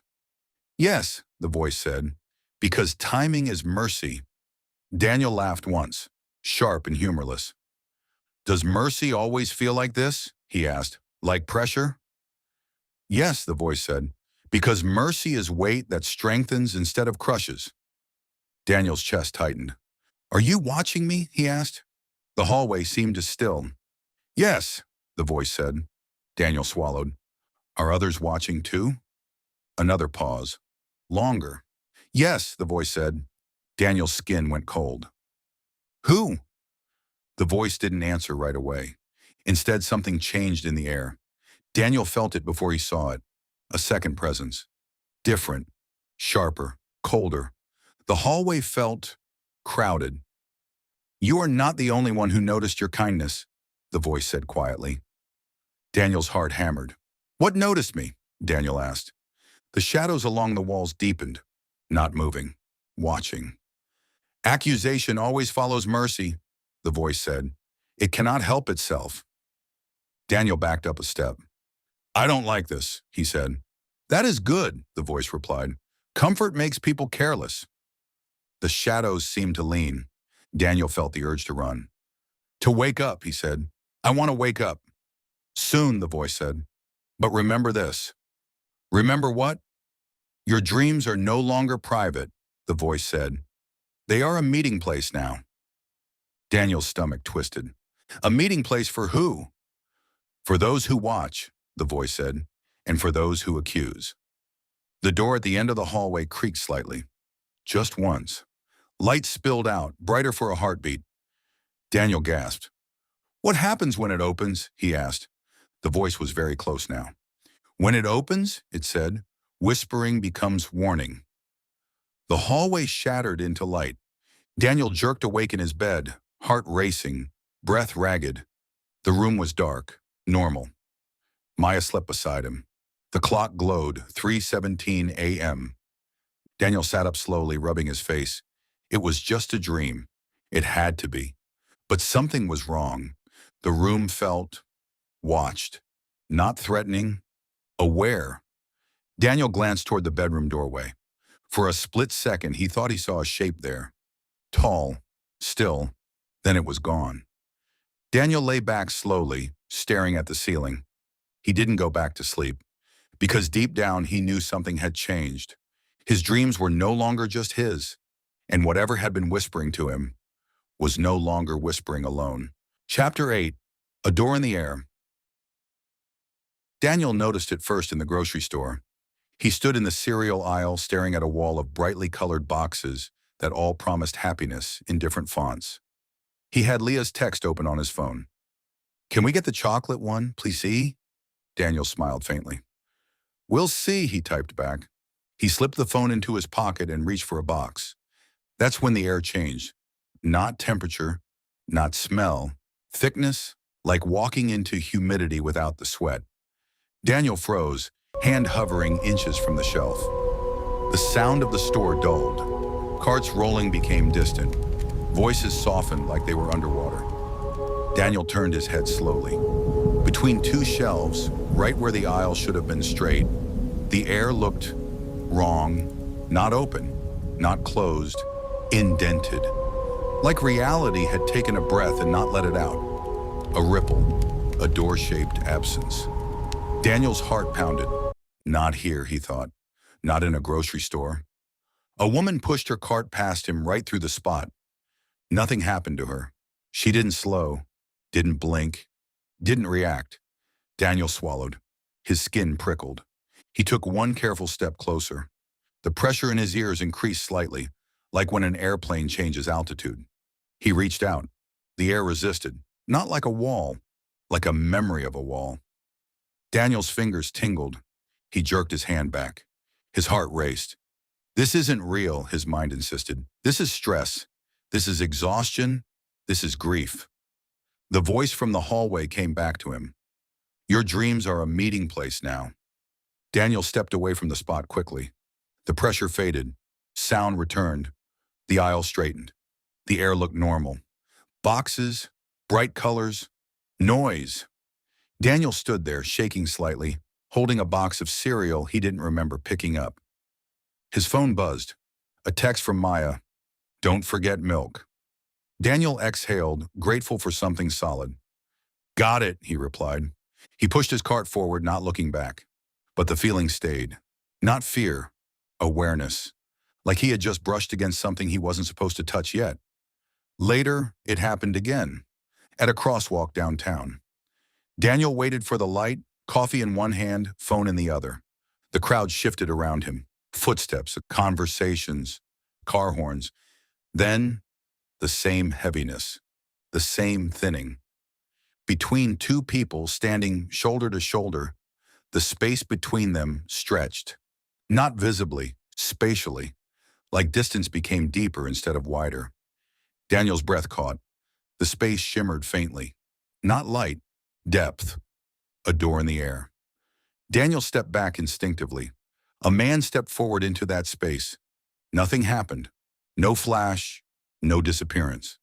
But Daniel swore, just for a fraction of a second, the man's shadow moved in the wrong direction. Daniel blinked hard. The light changed. People crossed. The moment was gone. Daniel stood on the sidewalk, heart pounding. He felt like he had just glimpsed the stitching in reality. That night, Daniel sat on the edge of his bed while Maya folded laundry. He wanted to tell her. He almost did. He opened his mouth, then closed it. What would he even say? I think there are doors in the air? He rubbed his face. You okay? Maya asked, watching him. Daniel hesitated. Do you ever feel like the world is thinner? He asked. Maya tilted her head. Thinner how? He searched for words. Like something's about to break through. Not in a movie way, just pressure. Maya considered him. I think people are thinner, she said. Shorter tempers, less patience, more fear. Daniel nodded slowly. That too, he said. Maya walked over and sat beside him. You don't have to carry it alone, she said again. Daniel smiled faintly. You're starting to sound like my mom. Maya smiled back. Good, she's usually right. Daniel leaned into her shoulder for a moment. The house felt safe, solid. Then faintly, he felt it again. Not in the room. Near it, like something standing just outside the walls. Listening, watching, waiting. Daniel pulled back. You ever feel like you're being watched? He asked quietly. Maya studied his face. Sometimes, she said. When I'm anxious, when I'm tired, when I let my mind run. Daniel nodded. Yeah, he said. Me too. But he knew this wasn't anxiety, it was location. Later that night, after Maya had fallen asleep, Daniel walked downstairs for water. The house was dark. Still, as he passed the living room, he stopped. The air near the hallway doorway shimmered faintly. Not visible unless you were looking for it. Not dramatic, subtle, like heat rising from pavement. Daniel stood still. His heart pounded. The space in the doorway deepened. Not opening, inviting. Daniel took a step back. "I'm not ready," he whispered to the empty room. The shimmer faded. The hallway returned to normal. Daniel leaned against the wall, breathing hard. He wasn't imagining it. Not anymore. The world had doors, not wood, not metal, but moments. Thin places. And somehow, for reasons he didn't understand, he was starting to see them. He went back upstairs and lay awake, staring at the ceiling. A single thought looped in his mind. If there are doors, then something is waiting on the other side. And for the first time, Daniel wasn't sure whether he wanted to know what it was. Chapter 9, The Second Stranger. Daniel didn't go looking for him. That's what unsettled him most. He was just standing in line at a small cafe near his office. One of those places that pretended to be relaxed but charged extra for everything. When the feeling returned. The thinning, the pressure, the awareness. Daniel shifted his weight, scanning the room without wanting to look obvious. That's when he saw the man at the end of the counter. Different face, same presence. This one was older. Late 50s maybe. Gray at the temples, clean jacket. A face that looked kind in a way that had survived disappointment. The man was stirring his coffee slowly, not drinking it, watching the steam rise like he was reading something in it. Daniel's stomach tightened. It's him, he thought. Not logically, internally. The barista called a name. Someone bumped Daniel from behind. The room shifted. When Daniel looked again, the man's eyes met his. Not startled, not curious, recognizing. The man smiled with the same small, calm smile. Daniel's pulse spiked. He picked up his coffee and moved toward a corner table, needing space. A minute passed. Then the chair across from him slid back. "Mind if I sit?" the man asked. Daniel looked up. Same voice, different face. "Do I have a choice?" Daniel asked. The man chuckled softly. "You always have a choice." Daniel gestured. "Then go ahead." The man sat, setting his coffee down carefully. "Different face," Daniel said quietly. "Same. Whatever you are." The man tilted his head. "You're learning to see patterns." "What are you?" Daniel asked. The man met his gaze. "A messenger," he said. Daniel laughed once, sharp. "That's not reassuring." "It isn't meant to be," the man said. Daniel leaned back in his chair. "Why do you keep finding me?" The man folded his hand. "Because you keep choosing mercy," he said. "That's it?" Daniel asked. "That's the big reason?" The man nodded. "It is rare to choose mercy when it costs." Daniel frowned. "Plenty of people are kind." "Yes," the man said. "But few remain kind when kindness becomes inconvenient." Daniel thought of Marcus, of the stalled woman, of Leah's smile. "Why does it matter?" Daniel asked. The man's expression grew serious. "Because mercy delays what judgment accelerates," he said. Daniel swallowed. "You keep talking like something is coming." "Yes," the man said simply. Daniel's fingers tightened around his cup. "Is it the end of the world?" Daniel asked. The man smiled faintly. "People have been asking that for centuries." "That's not an answer," Daniel said. "It is the safest one," the man replied. Daniel exhaled. "You're good at avoiding things." "Timing is mercy," the man said again. Daniel shook his head. "You already said that." "Then you already understand it more than you think." Daniel leaned forward. "Why me?" he asked again. "Why not someone holier, someone braver, someone who actually knows what they're doing?" The man studied him. "Because you are not looking for a stage," he said. "You are looking for peace." Daniel looked away. "That used to be easier." "Yes," the man said. "Before you carried other people's weight." Daniel's jaw tightened. "You know about my brother," Daniel said. "Yes," the man replied. Daniel's eyes snapped back. "How?" The man didn't answer directly. Grief creates thin places, he said. So does love. So does guilt. You live at the intersection of all three. Daniel felt exposed. Am I in danger? Daniel asked. The man paused. Yes, he said. Daniel let out a slow breath. From what? From believing that survival is the same as life, the man said. Daniel scoffed. That's philosophical. It is also lethal, the man replied. The cafe door opened. A rush of cold air swept in. Daniel glanced toward it. When he looked back, the man was standing. I have to go, the man said. Of course you do, Daniel muttered. You always do. The man smiled. Before I go, he said, I want to show you something. Here, Daniel asked. No, the man said. Soon. Daniel's pulse quickened. Show me what? Where the whisper becomes a warning, the man said. Daniel's stomach tightened. When? Daniel asked. The man stepped back. Very soon, he said. Then he did something that made Daniel's breath catch. He placed a small object on the table. Not a note, not money. A key, old, simple, heavy, iron. Daniel stared at it. What's this for? Daniel asked. The man's eyes held his. For a door you haven't seen yet, he said. Daniel looked up. Which door? The chair across from him was empty. The man was gone. No sound, no movement, no explanation, just absence. Daniel stared at the empty space. People moved around him. Baristas called names. Life continued. Daniel picked up the key. It was warm.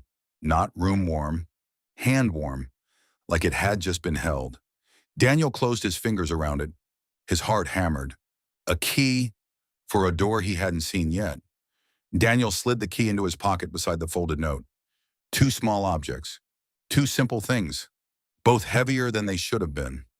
Daniel finished his coffee without tasting it, because deep down, he knew something terrifying and beautiful at the same time. The warnings were no longer just words. They were becoming tools, and doors, once given keys, don't stay closed forever. Chapter 10. The Mercy of Small Things. Daniel started noticing the ripples. Not all at once. Not in ways that made headlines. In small, almost invisible ways. Like the way Marcus started smiling again. Not big smiles, not loud ones.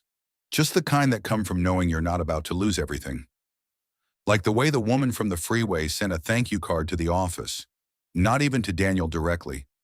Just a general note that said, someone stopped. I won't forget it. Like the way Leah held his hand tighter when they crossed the street. Like she had decided he was safer now. Daniel didn't know why that last one hurt the most. He also noticed the opposite. Moments where kindness wasn't chosen. Moments where people cut each other off, snapped, turned away. Those moments felt louder now, sharper, like they carried weight. One afternoon, Daniel stopped at a small gas station on his way home. An older man stood near the door, struggling with a bag of groceries, not asking for help, just clearly needing it. Two people passed him without looking. Daniel hesitated. He was tired. His phone buzzed with another work message. Be kind. Daniel stepped forward. Let me get that, he said. The man looked surprised. You don't have to. I know, Daniel said, lifting the bag anyway. It wasn't heavy, but it mattered. Thank you, the man said quietly. Most people don't see anymore. Daniel smiled faintly. I'm trying. The man studied him for a second. Careful, he said. Seeing changes things. Daniel felt a chill. You too? Daniel asked. The man chuckled. No, just old. But his eyes lingered in a way that made Daniel wonder. Later that night, Maya told him something strange.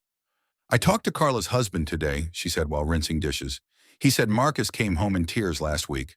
Good tears. He said someone at work believed in him when he thought no one did. Daniel leaned against the counter. That's good, he said. Maya nodded. It is.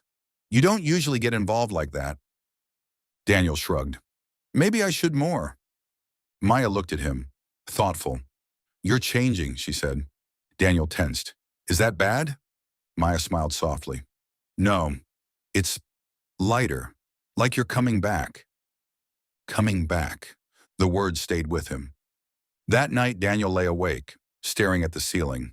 The key rested on the nightstand. He didn't know why he'd taken it out of his pocket. He just knew he wanted it close. The house was quiet. Then he heard something. Not a sound. A pattern. 3 small events in quick succession. A car horn outside. A dog barking once. A baby crying faintly somewhere down the street. The sounds layered strangely. Not noise, signal. Daniel sat up. The air felt thin again. He swung his legs out of bed and stood. The hallway light was off, but there was a faint glow at the end of it. Not from a bulb, from the air itself. Daniel's heart pounded. He picked up the key. The glow pulsed once. Not brighter, more present. Daniel swallowed. Not yet, he whispered. The glow faded.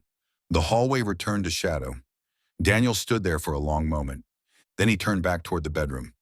He wasn't ready for the door, but he was starting to understand something else. Mercy wasn't just something you gave. It was something that shaped you. It rewired you. It made you notice. And once you noticed, you couldn't pretend you hadn't. Daniel lay back down beside Maya, careful not to wake her. He stared at the dark. For the first time in a long time, his thoughts weren't only about pressure. They were about purpose. Not big, not heroic. Small, daily, fragile, but real. Somewhere beyond his walls, the world continued breaking and healing at the same time. And Daniel felt, not certainty, but direction. A sense that he was walking towards something whether he wanted to or not. A door, a warning, a calling disguised as ordinary life, the mercy of small things. Chapter 11, Receipts of the Heart. Daniel started to notice patterns, not coincidences, patterns. He couldn't have explained them if he tried. They didn't show up on spreadsheets or reports. They didn't announce themselves. They left traces, like receipts no one else could see. It began at work. Marcus walked into Daniel's office with a different posture, shoulders back, eyes clearer. "Got a minute?" Marcus asked. "Sure," Daniel said. Marcus closed the door. "They approved my flex schedule," Marcus said. "I can take my wife to chemo and still keep my hours. Management said it was your idea." Daniel leaned back in his chair slowly. "I just suggested it," Daniel said. "You earned it." Marcus shook his head. "Doesn't matter, you went to bat for me." Daniel noticed something then, not with his eyes, with his chest. A warmth, not pride, peace. It felt different than winning an argument, different than closing a deal. Cleaner. Marcus hesitated in the doorway. "You don't know what that did for us," he said quietly. Daniel nodded. "I think I'm starting to," he said. After Marcus left, Daniel sat alone, staring at his hands. The warmth didn't fade immediately. It lingered, like a mark. Later that day, Daniel snapped at someone. Not badly, not loudly, just sharply enough to sting. It was a junior employee who'd messed up a minor detail. The kid apologized too quickly. Daniel waved him off, irritation still buzzing in his head. "Just fix it," Daniel said, "and don't make it a habit." The kid nodded and left. Daniel turned back to his screen. Then it happened. A pressure, low in his chest, not pain, weight, different from before. He shifted in his chair. The warmth he'd felt earlier was gone, replaced by something dull and tight. "That's stupid," he thought. "You're overthinking." But the sensation didn't leave. It stayed like a bruise you only notice when you touch it. At lunch, Daniel sat alone in his car. He watched people pass, a woman arguing on her phone, a man staring at his steering wheel like he was losing a fight no one else could see. 2 teenagers laughing, loud and careless. Daniel felt aware, like he could almost feel what people carried. Not hear it, not see it, sense it. He thought of the hallway in his dream. "Your dreams are a meeting place now." He shook his head. "Don't go there." That afternoon, he stopped by his mother's again. Unplanned, impulsive. Ruth answered the door in a sweater that looked too big on her. "Danny?" she said, surprised. "Everything okay?" "Yeah," Daniel said. "I was nearby." Not a lie, and not the whole truth either. She smiled and stepped aside. Inside, the house smelled like soup. "You didn't have to come again," she said. I know, Daniel said. I wanted to. They sat at the small kitchen table. Ruth stirred her soup slowly. You look tired, she said. Daniel gave a half smile. That's my natural state now?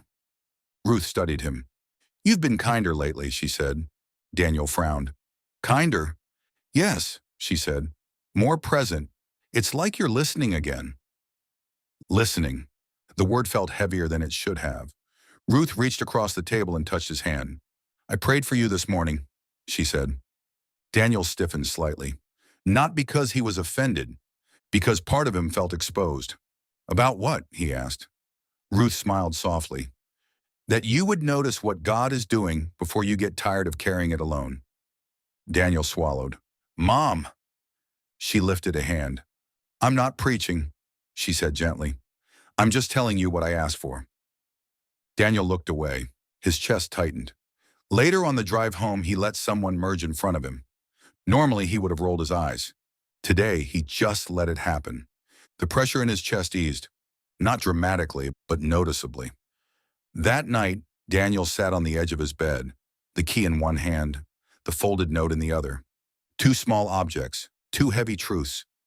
He thought about Marcus, about the junior employee, about his mother, about the stalled woman, about his brother.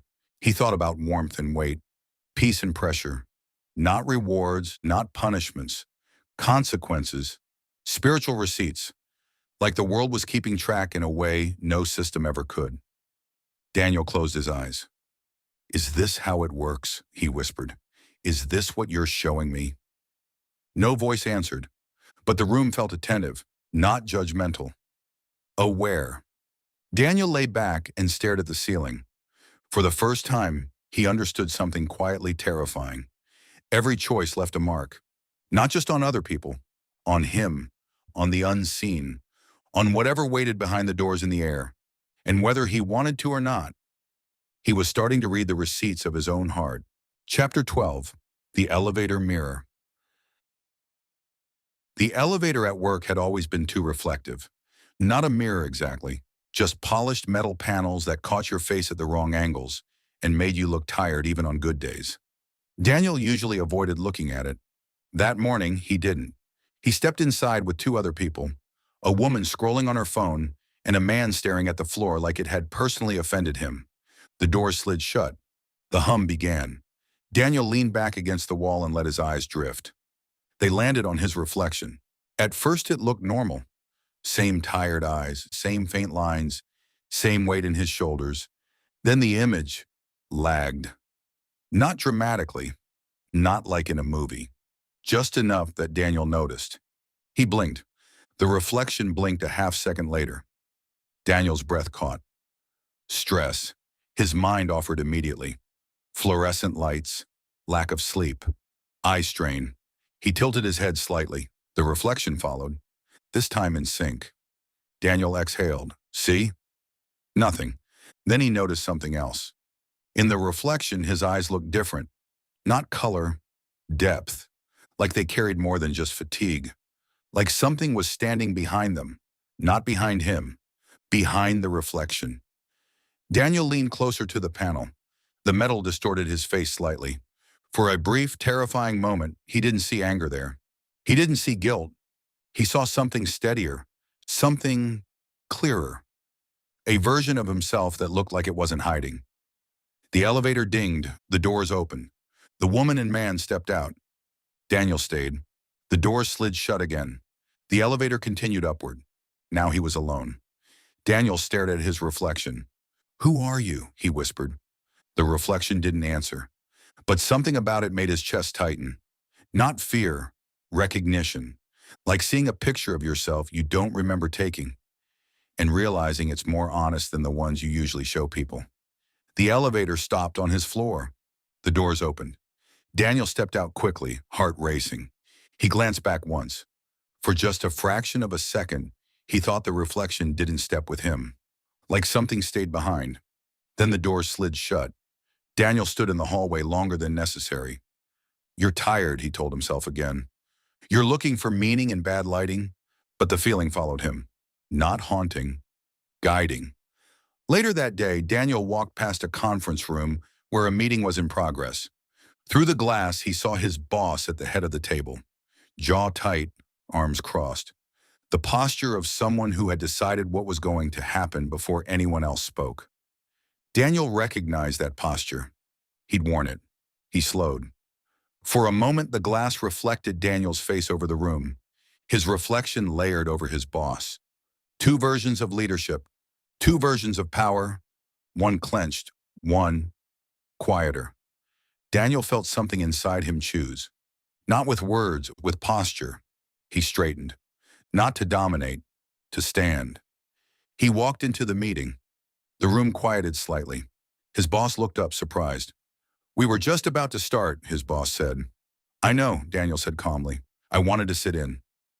A pause, subtle tension. "You're not scheduled," his boss said. "I know," Daniel replied, "but I think this affects my team." The boss studied him. For a moment, Daniel saw irritation, then calculation, then something else. "Respect." "Fine," his boss said. "Sit." Daniel took a chair.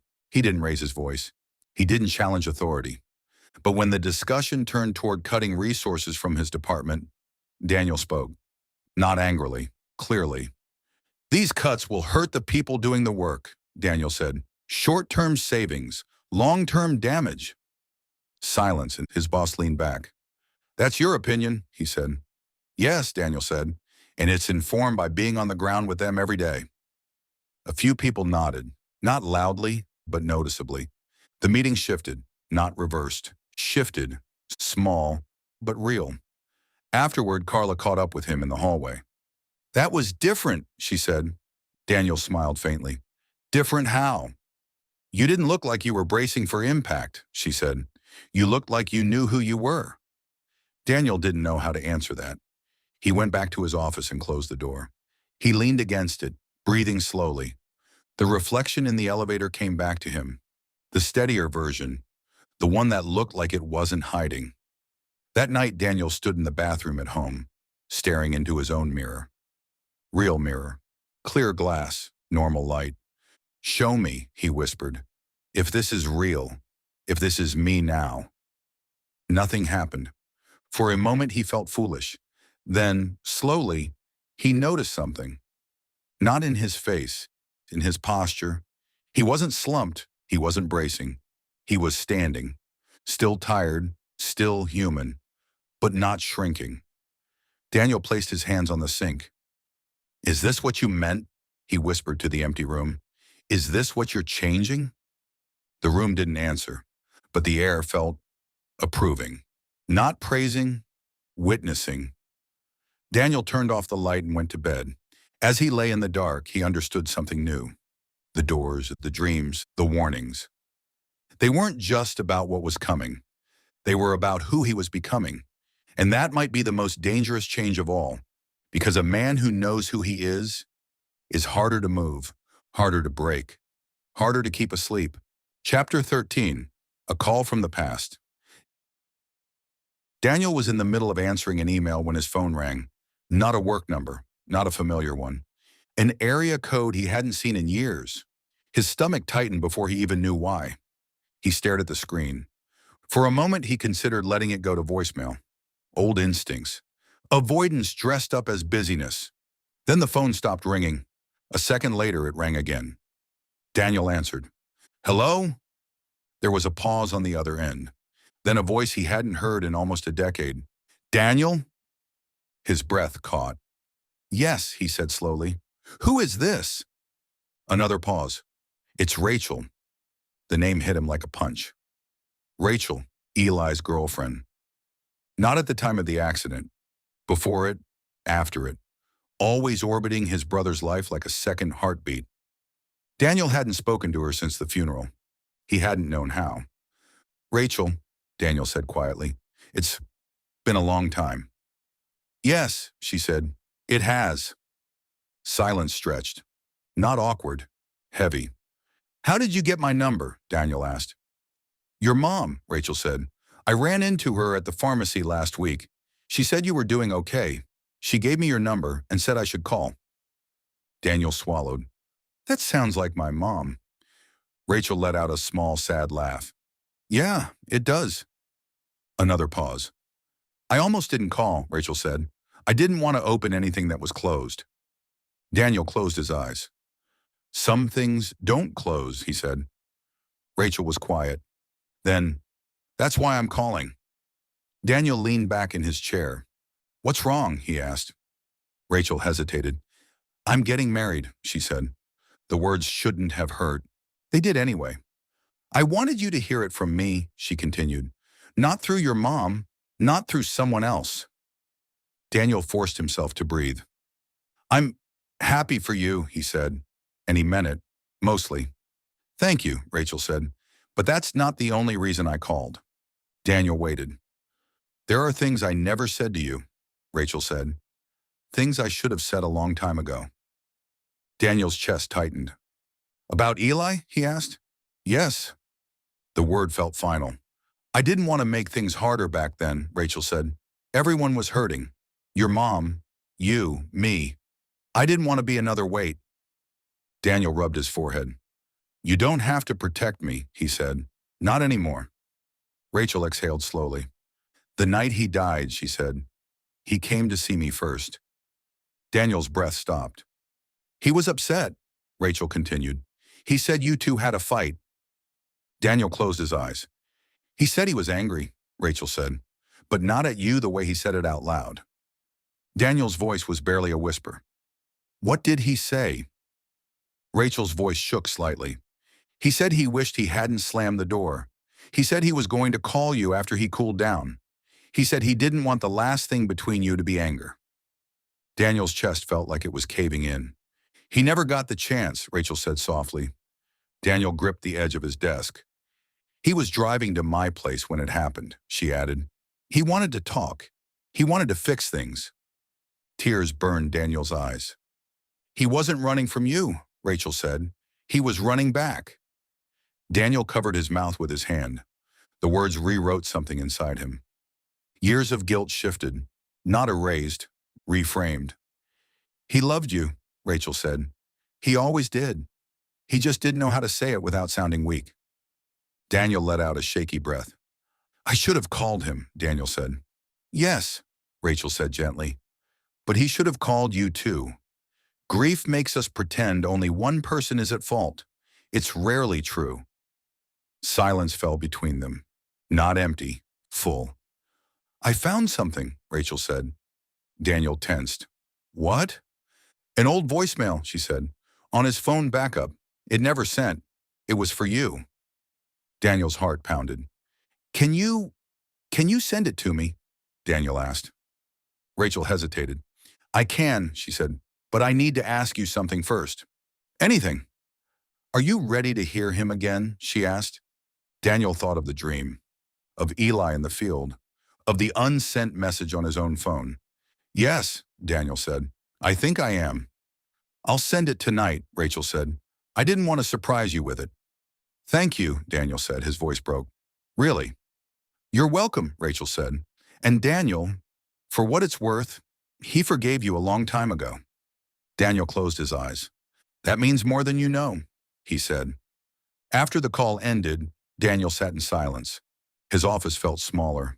The air felt heavier, not oppressive, consequential.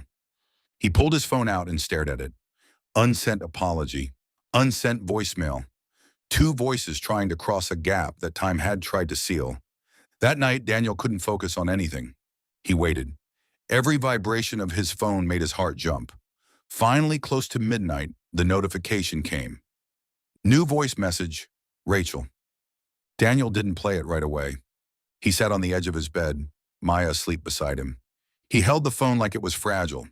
Then he pressed play, static, breathing. Then Eli's voice. Hey, Danny, it's me. Daniel's throat closed. I know you're probably mad, Eli continued. And yeah, I was mad too. But I don't want that to be the last thing between us. Daniel pressed the phone closer to his ear. I shouldn't have said what I said, Eli said. I was being stupid. You're my brother. I don't get to walk away from that. Daniel's tears came freely now. I love you, man, Eli said. Even when we fight. even when we're idiots. I'm gonna call you when I get to Rachel's. We'll talk. We'll fix it. We always do. A small laugh. Don't hold this against me, okay? I just need to cool off. I'll see you soon. The message ended. Daniel sat in the dark, shaking. Soon. The word echoed. For years, Daniel had believed the last thing between them was anger. Now he knew the truth. The last thing was love. Daniel closed his eyes. Thank you, he whispered to the empty room. Not to Rachel, not to Eli, to whatever had opened this door in his life. Because some warnings didn't come to scare. Some came to heal. And as Daniel lay back beside Maya, tears drying on his face, he understood something new. The past wasn't done with him. Not to punish him, to free him. Chapter 14, The Kindness That Costs. The voicemail changed Daniel, not in a loud way, not in a way anyone at work could point to and say, that's different. It changed him in the way deep things do, quietly, permanently, like a bone setting crooked and then finally aligning. He carried Eli's words with him. I love you, man, like something fragile and holy. Not a memory, a responsibility. Love, Daniel realized, didn't end when someone did. It just stopped having a place to go. Until now. The test came 3 days later. Daniel was called into his boss's office just before lunch. Not a scheduled meeting, not a casual check-in. A summons. His boss, Greg, sat behind his desk, fingers steepled, jaw tight. The posture of a man who had already made up his mind but wanted to pretend he hadn't. Close the door, Greg said. Daniel did. Greg slid a folder across the desk. Corporate's pushing cost reductions, Greg said. Harder than usual.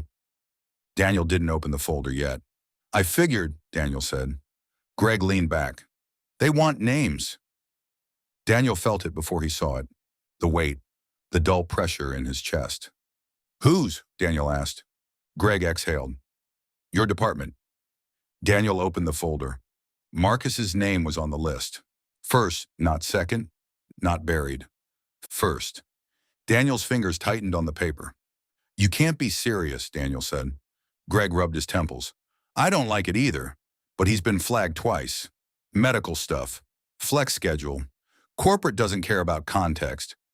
He's in chemo with his wife, Daniel said. You know that. Greg nodded. I know, they don't. Daniel looked up. Then we explain it, Daniel said. We fight it. Greg's eyes hardened slightly. You already fought once, Greg said. That's why your name is on this too. Daniel froze. What do you mean? Greg leaned forward. If you push back again, Greg said, it'll be noted. You're up for a promotion review next quarter. This won't help. The words settled like dust in Daniel's lungs. Promotion, more money, more stability, college funds, mortgage cushion. All the things he told himself justified every compromise. Greg watched him carefully. This is where you decide how much capital you're willing to spend, Greg said. Not everyone is worth it. Daniel heard another voice in his head, not Greg's. Don't rock the boat. Protect your future. You can't save everyone. Then another, quieter. You know who this is for. Daniel thought of Marcus's eyes, of his wife, of 2 kids, of the warmth he'd felt when he chose mercy, of the weight he felt when he didn't. This isn't about capital, Daniel said slowly. This is about people. Greg sighed. Daniel. I'll take the hit, Daniel said. Greg blinked. What? I'll give up the promotion review, Daniel said. Put my name where his is. Or cut something from me. But don't cut him. Silence, not dramatic. Thick. Greg stared at him. You're serious, Greg said. Yes. You've worked for this for years, Greg said. You sure you want to burn it for one guy? Daniel thought of Eli, of soon, of how fast life closes doors. Yes, Daniel said again. Greg shook his head slowly. You're making an emotional decision, Greg said. No, Daniel replied. I'm making a human one. Greg leaned back. For a long moment, Daniel thought he'd gone too far. Then Greg exhaled. Corporate won't like this, Greg said. But I can make it work. I'll flag you as the resistance point. It won't look good. That's fine, Daniel said. Greg studied him. You've changed, Greg said. Daniel nodded. I hope so. Greg closed the folder. Marcus stays, Greg said. For now. Daniel's shoulders sagged. Thank you, Daniel said. Greg waved it off. Don't thank me. Just don't expect favors later. I won't, Daniel said. When Daniel left the office, his legs felt weak. Not from fear, from the release. He walked back to his desk slowly. Carla looked up. Everything okay? She asked. Daniel hesitated. Marcus is staying, Daniel said. Carla's eyes widened. How did you... I took the hit, Daniel said simply. Carla stared at him. You didn't have to do that, she said. I know, Daniel said. Carla shook her head slowly. That was big, she said. Daniel shrugged. It was right. Carla looked at him differently after that. Not with admiration, with something closer to respect mixed with concern. The look people give you when they realize you're willing to lose something real. That night, Daniel told Maya, not all of it, just enough. I might not get the promotion, Daniel said. Maya looked up from folding laundry. Why? Daniel met her eyes. Because I stood up for someone, he said. Maya didn't ask who. She didn't ask how much. She just nodded. I'm proud of you, she said. Daniel swallowed. Even if it costs us? Maya stepped closer. Especially if it costs us, she said. If it's right. Daniel wrapped his arms around her. For a moment, the house felt lighter. Then he felt it. The warmth. Stronger than before. Not in his chest. Around him. Like the air itself approved. Not cheering. Witnessing. Daniel closed his eyes. For the first time, he understood something clearly. Mercy that doesn't cost anything isn't mercy. It's convenience. Real mercy always asks you to put something on the altar. And tonight, Daniel had. Somewhere beyond sight, something took note. Not because Daniel was heroic, but because he was willing. And willingness, Daniel was learning, was the doorway most people never step through. Chapter 15, and a warning disguised as advice. Daniel was getting gas when it happened. Not in a church, not in a dream, not in a thin place. At a gas station, with the smell of fuel and the buzz of fluorescent lights, and a guy arguing with a cashier about lottery tickets. Ordinary. That's what made it dangerous. Daniel had just finished pumping when a man at the next pump spoke. Don't ignore the small leaks. Daniel looked over. The man was middle-aged, wearing a ball cap pulled low. Nothing remarkable. The kind of person you'd forget 5 minutes later. Sorry, Daniel said. The man tightened his gas cap. Small leaks, he repeated. They're the ones that empty you without you noticing. Daniel frowned. You talking about the tank or life? The man smiled faintly. Both, he said.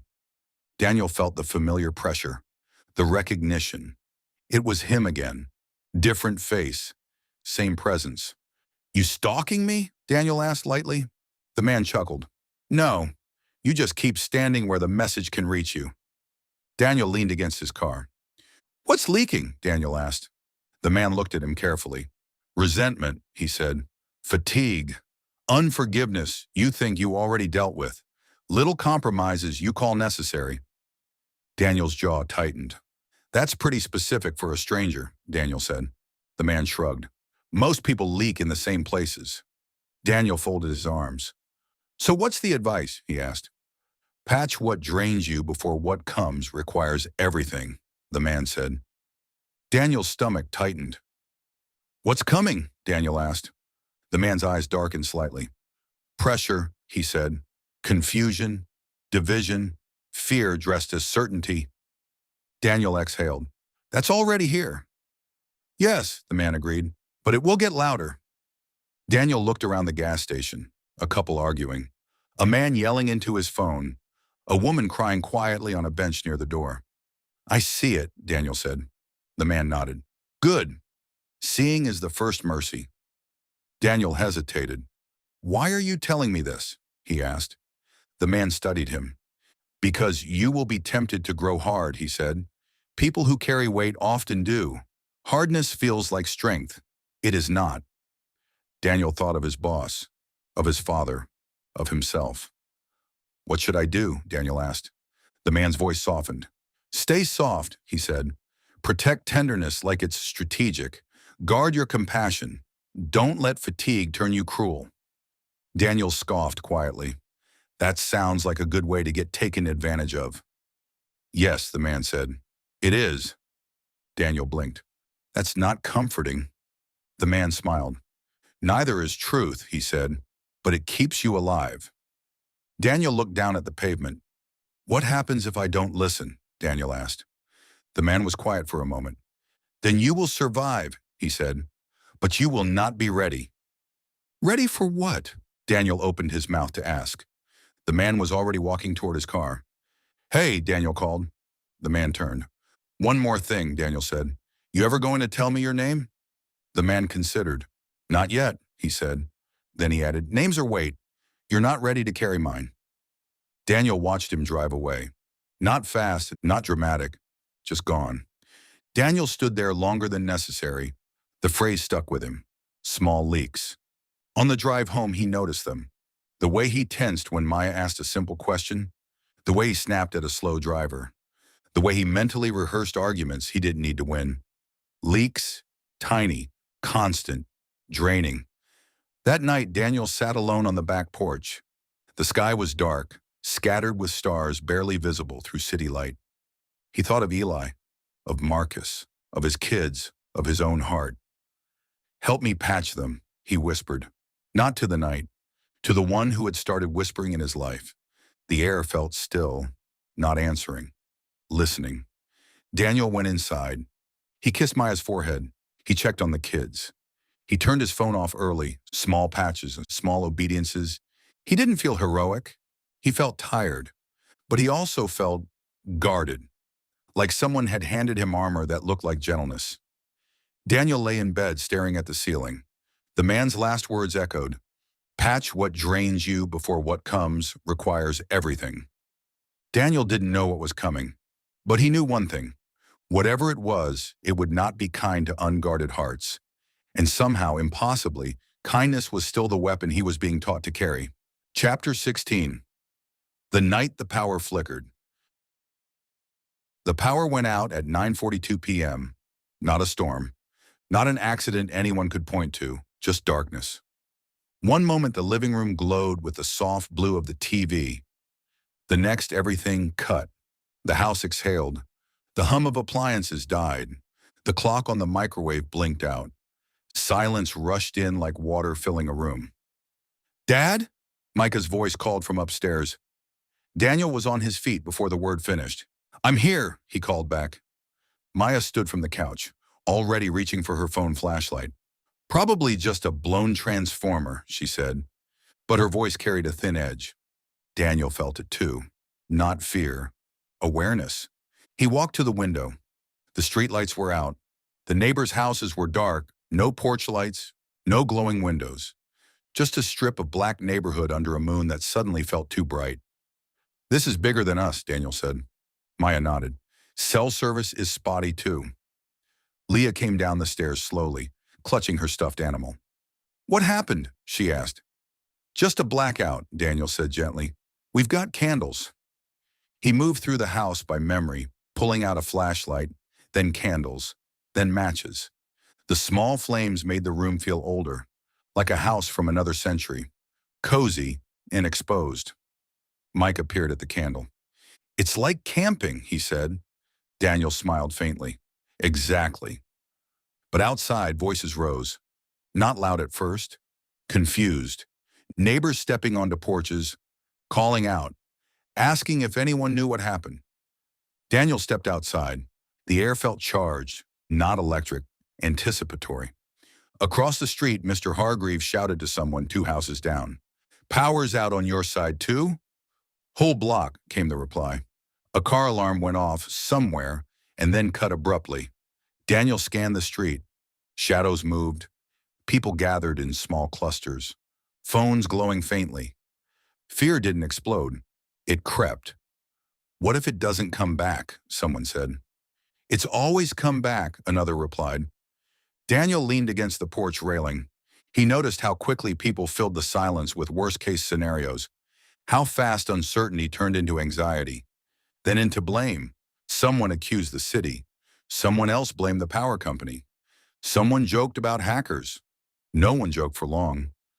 Daniel felt the thinness again, not in the air, in people. Maya came out and stood beside him. "This is making people weird," she said quietly. Daniel nodded. "It always does," he said. "Take away light, people show you what they carry." A neighbor, Mrs. Ortega, stood on her porch looking frightened. She was older, lived alone. Daniel hesitated for half a second. Then he walked across the street. "You okay?" he asked. She smiled weakly. "I'll be fine. I just don't like the dark much." "Do you have candles?" Daniel asked. "A few," she said. "Not many." Daniel went back to his house, grabbed extra candles and a flashlight, and returned. Mrs. Ortega's eyes filled slightly. "Thank you," she said. "You didn't have to." "I know," Daniel said. He handed them to her. As he did, he felt it again. The warmth, the approval without praise. Behind him, someone argued. Two neighbors raising their voices about whose kid had tripped a breaker. Daniel turned. "That's not how this works," he said calmly. "It's out for everyone." They paused, embarrassed. The argument deflated, not resolved, but quieter. A dog barked, a baby cried. The world felt stripped down to essentials. Daniel went back to his porch. The sky above looked different without city light. Stars sharper, more numerous. The darkness revealed what light usually hid. Daniel thought of the man at the gas station. Pressure, confusion, division. It was already here, just waiting for a reason to surface. Micah came outside holding a candle. "Dad," he said, "why are people scared?" Daniel knelt in front of him. "Because people don't like not being in control," Daniel said. Micah frowned. "Are we in control?" Daniel smiled softly. "No," he said, "but we're not alone." Micah nodded, satisfied in a way only children can be. Minutes stretched, then an hour, then two. Some neighbors went inside. Some stayed out, restless. A siren wailed faintly in the distance. Not close, but close enough to remind everyone that systems were fragile. Maya leaned into Daniel. "This feels like a test," she whispered. Daniel nodded slowly. "Not just for us," he said. "For everyone." He looked down the street. People weren't just afraid. They were revealing who shared, who hoarded, who blamed, who comforted. The power didn't flicker back on for nearly 3 hours. When it finally did, the lights surged, then stabilized. Televisions turned back on. Porch lights blinked. The modern world reasserted itself. People cheered weakly, then drifted back inside. Normal returned, but something had changed. Not outside, inside. Daniel stood on his porch long after the lights came back. The street looked the same, but he could still feel the thinness, the test, the warning. If this much fear came from a few hours of darkness, what would happen when the darkness lasted longer? Daniel exhaled slowly. He understood something now. The warnings weren't just spiritual, they were practical. They were about how people would behave when comfort failed. And Daniel knew with quiet certainty this was only a rehearsal. Chapter 17, The Marked House. Daniel first noticed it on his morning run. He didn't usually run past the old cul-de-sac. It added distance. It added hills. It added excuses. That morning, he went anyway. The neighborhood was quiet, washed in pale early light. Lawns still damp, windows dark. The world in that fragile state between sleep and movement. Daniel slowed as he approached the end of the street. One house looked wrong. Not damaged, not abandoned. Occupied. Neat lawn, clean driveway, lights on. But the air around it felt heavy, thicker, like humidity before a storm. Daniel stopped jogging. He stood on the sidewalk, breathing hard, staring at the house. Nothing visible marked it. No symbol. No graffiti. No sign. Just a sense. A pressure behind his eyes. A low, warning hum in his chest. "Don't," something in him whispered. Daniel took a step closer. The feeling intensified. Not pain. Resistance, like walking against a current. Daniel stepped back. The pressure eased. His heart raced. "This is insane," he muttered. He looked at the neighboring houses. Normal, quiet, neutral. Then his gaze returned to the same house. And he saw it, not with his eyes, with his awareness, like a faint outline. Not light, not shadow, a boundary, a spiritual perimeter. Daniel swallowed. He jogged home unsettled. All morning the image stayed with him. The feeling, the boundary. That afternoon he saw it again, this time not on a run, on the way to pick up Micah from a friend's house. A different street, a different house. Same feeling, same pressure, same wrongness. Daniel slowed the car. Maya noticed. "What?" she asked. "Do you feel that?" Daniel asked. Maya frowned. "Feel what?" Daniel shook his head. "Nothing. Probably nothing." But his eyes stayed on the house as they drove past. That night, Daniel couldn't shake it. He pulled up the neighborhood map on his phone. He marked the streets where he'd felt it. 2 locations, not close, not random either. He zoomed out. His breath caught. They formed a rough line, not straight, but intentional, like a path or a perimeter. Daniel sat back, heart pounding. "What is that?" he whispered. Later, while taking out the trash, he felt it again, this time closer. 2 houses down, a newer family, quiet, kept to themselves. Daniel had waved to them once, never more. The air near their house felt thick, like the old church, like the thin places, like something was leaning outward, watching. Daniel stood at the edge of his driveway. His hands trembled. "Are you showing me this?" he whispered. The air didn't answer, but the feeling didn't go away. That night, Daniel dreamed, not the hallway, not the field, a map, glowing faintly, houses lighting up, not all, some, like stars appearing in a dark sky. Some glowed softly, warm, some glowed cold, sharp, some didn't glow at all. Neutral. The voice from before spoke. "You see boundaries now?" Daniel looked down at his hands in the dream. "Why?" he asked. "Because the war is not only in heaven," the voice said, "it is in homes." Daniel's chest tightened. "War?" he asked. "Yes," the voice said, "but not with weapons." "What kind of war?" "For allegiance," the voice replied. "For influence. For what is allowed to dwell." Daniel woke with his heart racing. The house was quiet, normal. But he knew. Some houses weren't, not physically, spiritually. Some were open, some were guarded, some were marked. Daniel sat up, rubbing his face. "This is too much," he whispered. But even as he said it, he knew something else. He had been allowed to see, not to judge, not to condemn, to understand, to pray, to choose. The street outside his window looked the same, but Daniel knew better now. The neighborhood was not just a collection of houses, it was a battlefield of doors. And some doors were already open. Chapter 18. The Dream of the Trumpet Without Sound. The dream began with silence, not peaceful silence, anticipatory silence, the kind that comes right before something breaks. Daniel stood on a wide plain that stretched farther than he could see.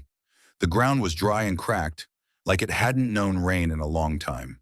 The sky above was a pale, washed-out gray. There were people everywhere, not close and not far, scattered across the plain like dots, men, women, children, all standing still, waiting. Daniel looked around. No one spoke. No one moved. Their faces were turned upward, eyes searching the sky for something that wasn't there. Then Daniel felt it. Not a sound. A vibration, like a trumpet blast that existed without noise. The air itself shuddered. Daniel clutched his chest. His heart beat in time with it. Boom, not audible, felt. The vibration rolled across the plain. Some people flinched, some didn't. Some covered their ears even though there was nothing to hear. Daniel turned in a slow circle. "What is this?" he whispered. The vibration came again. Boom! This time a few people dropped to their knees. Not in worship, in fear. Others looked around angrily, confused. demanding explanation from the empty sky. A child began to cry. Still no sound, just pressure, urgency, time compressing. Daniel saw something appear in the sky. Not clouds, marks, faint lines like cracks in glass, spreading, slowly. With every vibration, the cracks grew. Boom. Daniel felt it in his bones, in his teeth, in his thoughts. He looked down at his hands as they were shaking. He turned and saw the voice's presence. Not a figure, not a form. A weight in the air beside him. "This is the warning," the presence said. Daniel swallowed. "Why can't they hear it?" Daniel asked. "Because mercy still mutes what judgment will not," the presence replied. Daniel watched as people reacted differently. Some grew still and quiet, listening. Others grew louder, angrier, pointing at each other, blaming, arguing. The vibration came again. Boom! The cracks in the sky widened. Light leaked through. Not bright, not dark. Neutral. Revealing. Daniel's chest tightened. "How much time?" he asked. The presence was silent for a long moment. "Enough for choice," it said finally. "Not enough for delay." Daniel looked at the people, at the child crying, at a man shouting, at a woman clutching someone she loved. "What am I supposed to do?" Daniel asked. The presence shifted closer. "Stand where mercy still speaks," it said. "When sound returns, it will be too late to pretend you did not feel it." Daniel felt tears on his face. "I don't want to be part of this," he said. "You already are," the presence replied gently, "because you can feel it." Another vibration. Boom! This time, the cracks in the sky formed a shape. Not a symbol. A door. High above. Huge. Closed. Light spilling from its edges. Daniel knew without being told. This was the door the key was for. His breath caught. "When does it open?" Daniel whispered. "When whispering is no longer enough," the presence said. The vibration came again, stronger. Boom! The door in the sky trembled. Daniel fell to his knees. The pressure was overwhelming. Not pain, authority. Reality asserting itself. Daniel shouted, not with sound, with his will. "Give them more time!" The presence was quiet, then softly, "Time is mercy, but mercy is not infinite." Daniel woke with a gasp. He sat upright in bed, heart racing, sheets tangled around his legs. The room was dark. Maya slept beside him. The clock glowed, 4:44 a.m. Daniel pressed his hand to his chest. The vibration lingered, not physically, emotionally, like his soul was still ringing. He swung his legs out of bed and went to the window. The neighborhood slept. Normal. Peaceful. Too peaceful. Daniel whispered into the glass. "They can't hear it." He felt tears sting his eyes. "I can," he said. He looked down at his nightstand. The key, the folded note, 2 objects, 1 warning, 1 command, "Be kind." Daniel understood something new. Kindness was not just preparation, it was positioning. Where you stood when the sound finally came. He sat on the edge of the bed, breathing slowly. The dream didn't feel symbolic, it felt scheduled, like something set in motion. And for the first time, Daniel didn't just feel warned, he felt commissioned. Not to shout, not to scare, to stand, to choose mercy, to be present.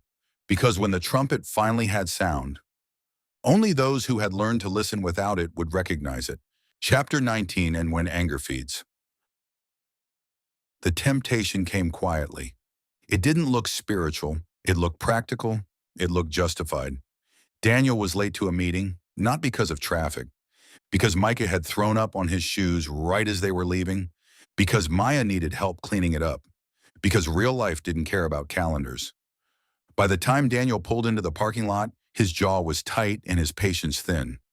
They'll understand, he told himself. They didn't. The meeting room was already full. Greg stood at the front, arms crossed. "You're late," Greg said in front of everyone. Daniel felt heat rise instantly. "I had a family issue," Daniel said. Greg didn't soften. "We all have issues," Greg said. "We still show up on time." The room went quiet, eyes dropped. Daniel felt something old wake up inside him. The reflex, the sharpness, the part of him that protected itself with anger. I was here every other time, Daniel snapped. One delay doesn't make me irresponsible. Greg's jaw tightened. This is exactly the attitude I'm talking about, Greg said. Defensive, unprofessional. Daniel felt the pressure build, the chest tightness, the weight, not just emotional, spiritual, like something was leaning in. Feed me, the anger whispered. Not in words, in permission. Daniel's hands clenched. I'm done being singled out, Daniel said sharply, especially after everything I've... He stopped, mid-sentence. The room felt charged. Daniel felt the warmth drain, the heaviness flood in. He remembered Marcus, the gas station, small leaks, patch them. Daniel took a breath, slow, deliberate. He lowered his voice. You're right, Daniel said. I should have called ahead. That's on me. Greg blinked. The room blinked. Daniel felt something resist inside him, like a hand pulling back from a ledge. Greg cleared his throat. Good, Greg said. Let's move on. The meeting continued, but something else had happened. Daniel could feel it. The anger hadn't gotten what it wanted. At lunch, Daniel sat alone in his car. He felt drained, not from the meeting, from the fight he didn't fully see. He closed his eyes. That wasn't just me, was it? He whispered. The air didn't answer, but the weight lingered. Later that day, it came again. A slow driver, a rude email, a kid whining in the back seat. Each time, anger rose faster than it used to, like something was helping it, like something was waiting for him to give in. When he did snap, just once, at a telemarketer, the heaviness returned stronger. When he held back, it eased. Daniel saw the pattern. Anger fed something, something unseen. He stood in the kitchen that night, gripping the counter. So that's how it works, he whispered. You don't make me sin, you just make it easier. The air felt still, but Daniel felt watched. Not by the messenger, by something colder. You don't get to have me that way anymore, Daniel said quietly. Not bravely, not loudly, honestly. The house creaked. The refrigerator kicked on. Normal sounds, unnormal meaning. Daniel felt something pull back. Not defeated, denied. He exhaled, sweat on his palms. This wasn't a one-time battle. It was a daily one. Maybe hourly. He thought of the dream, of the plane, of people reacting differently. He understood now. Anger wasn't just an emotion. It was a doorway. And someone was always standing on the other side, waiting to be invited in. Daniel washed his hands slowly. Not today, he whispered. Not a declaration of victory, a decision. Small, daily, fragile, but real. And somewhere, something that fed on anger found itself unexpectedly hungry. Chapter 20, A Prayer with No Audience. Daniel didn't plan to pray. That's what surprised him. He wasn't in church. He wasn't in crisis. He was in the garage, standing in socks, staring at a half-empty box labeled holiday decorations that he'd never gotten around to unpacking. Ordinary, unimpressive, the kind of place where nothing spiritual was supposed to happen. He leaned against the cold concrete wall and closed his eyes. Not because he was being reverent, because he was tired, deep tired, the kind that lived under muscle and bone. I don't know how to do this right anymore, Daniel whispered. The words felt strange in his mouth. He hadn't prayed out loud in years. Not real prayers. Not the kind that said what he actually felt. Everyone thinks I'm getting stronger, he said quietly, but I feel like I'm just becoming more aware of how weak I am. The garage was silent, no choir, no echo, just the hum of a distant refrigerator. I'm scared, Daniel admitted. Not of dying, not really. I'm scared of messing this up, of being shown things and still choosing wrong. His throat tightened. I don't want to be blind again, he said, but I also don't want to be proud about seeing. He slid down the wall and sat on the floor, his back against the concrete. I don't even know what you want from me, Daniel said. I'm not a prophet. I'm not brave. I'm just here. The words came faster now. I get angry. I get tired. I still think about myself first half the time. I don't want to be a door for the wrong things. I don't want to feed what hurts people. His voice cracked. "I want to be clean inside," he whispered. "Not perfect, clean." He covered his face with his hands. The garage felt different, not heavy, focused, like a room where a hard conversation was being heard. "I don't need signs," Daniel said. "I don't need more dreams. I just need help choosing right when it costs." He waited. Nothing happened. No voice, no light, no sensation. For a moment, disappointment flared. Then he realized something. The silence wasn't empty. It was attentive, like someone listening without interrupting. Daniel lowered his hands. "If you're really there," he said quietly, "then stay with me when I'm tired. Stay with me when I'm angry. Stay with me when I want to quit being kind." The words felt dangerous, not because they were bold, because they were honest. He sat there for a long time, minutes, maybe longer. Then something shifted, not in the room, in him. The pressure in his chest eased, not gone, balanced, like weight redistributed instead of removed. Daniel stood slowly. He felt seen, not evaluated, witnessed. That night, lying in bed, he realized something. Prayer wasn't about getting answers.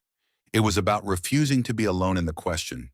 It was about choosing to be observed by the right presence, because if unseen forces were real, then attention mattered, audience mattered, who you prayed to mattered, who you prayed in front of mattered. Daniel stared at the ceiling. "For whoever is listening," he whispered, "I'm still here." Not a declaration, a surrender, a positioning. Somewhere beyond sight, a door did not open, but it stopped closing. And in a world where doors decided everything, that was not nothing. Chapter 21, The First Horseman Seen in Shadow. Daniel didn't see him at first. He felt him. The air changed while Daniel was driving home from work, stuck in slow traffic on a long stretch of highway. Nothing unusual. Red taillights, exhaust heat shimmering, talk radio murmuring half-heard words about markets and politics and outrage. Then the pressure came. Not like the thin places, not like the dreams. Heavier, darker, like the world itself had inhaled and was holding its breath. Daniel's hands tightened on the steering wheel. His heart rate picked up for no logical reason. "What is this?" he thought. The sky ahead looked wrong. Not storm clouds, not smoke. A shadowed thickness, like light was being absorbed instead of reflected. Traffic slowed further. A car ahead had pulled over to the shoulder, then another. Hazard lights blinked. People got out, confused. Daniel rolled his window down slightly. The air smelled metallic, like rain before rain. But there was no rain. The radio cut to static, then silence. Daniel's chest tightened. "This isn't normal," he whispered.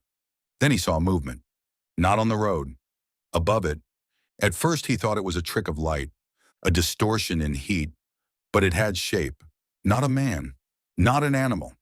A presence riding the edge of visibility, like a silhouette made of shadow and authority. It moved against the flow of traffic. Not walking, not flying, advancing. Where it passed, drivers froze. Not physically, emotionally. Daniel could see it. Hands gripping wheels harder. Jaws clenching, eyes narrowing. Small irritations turning into rage. A man 2 cars ahead slammed his door and started screaming at another driver.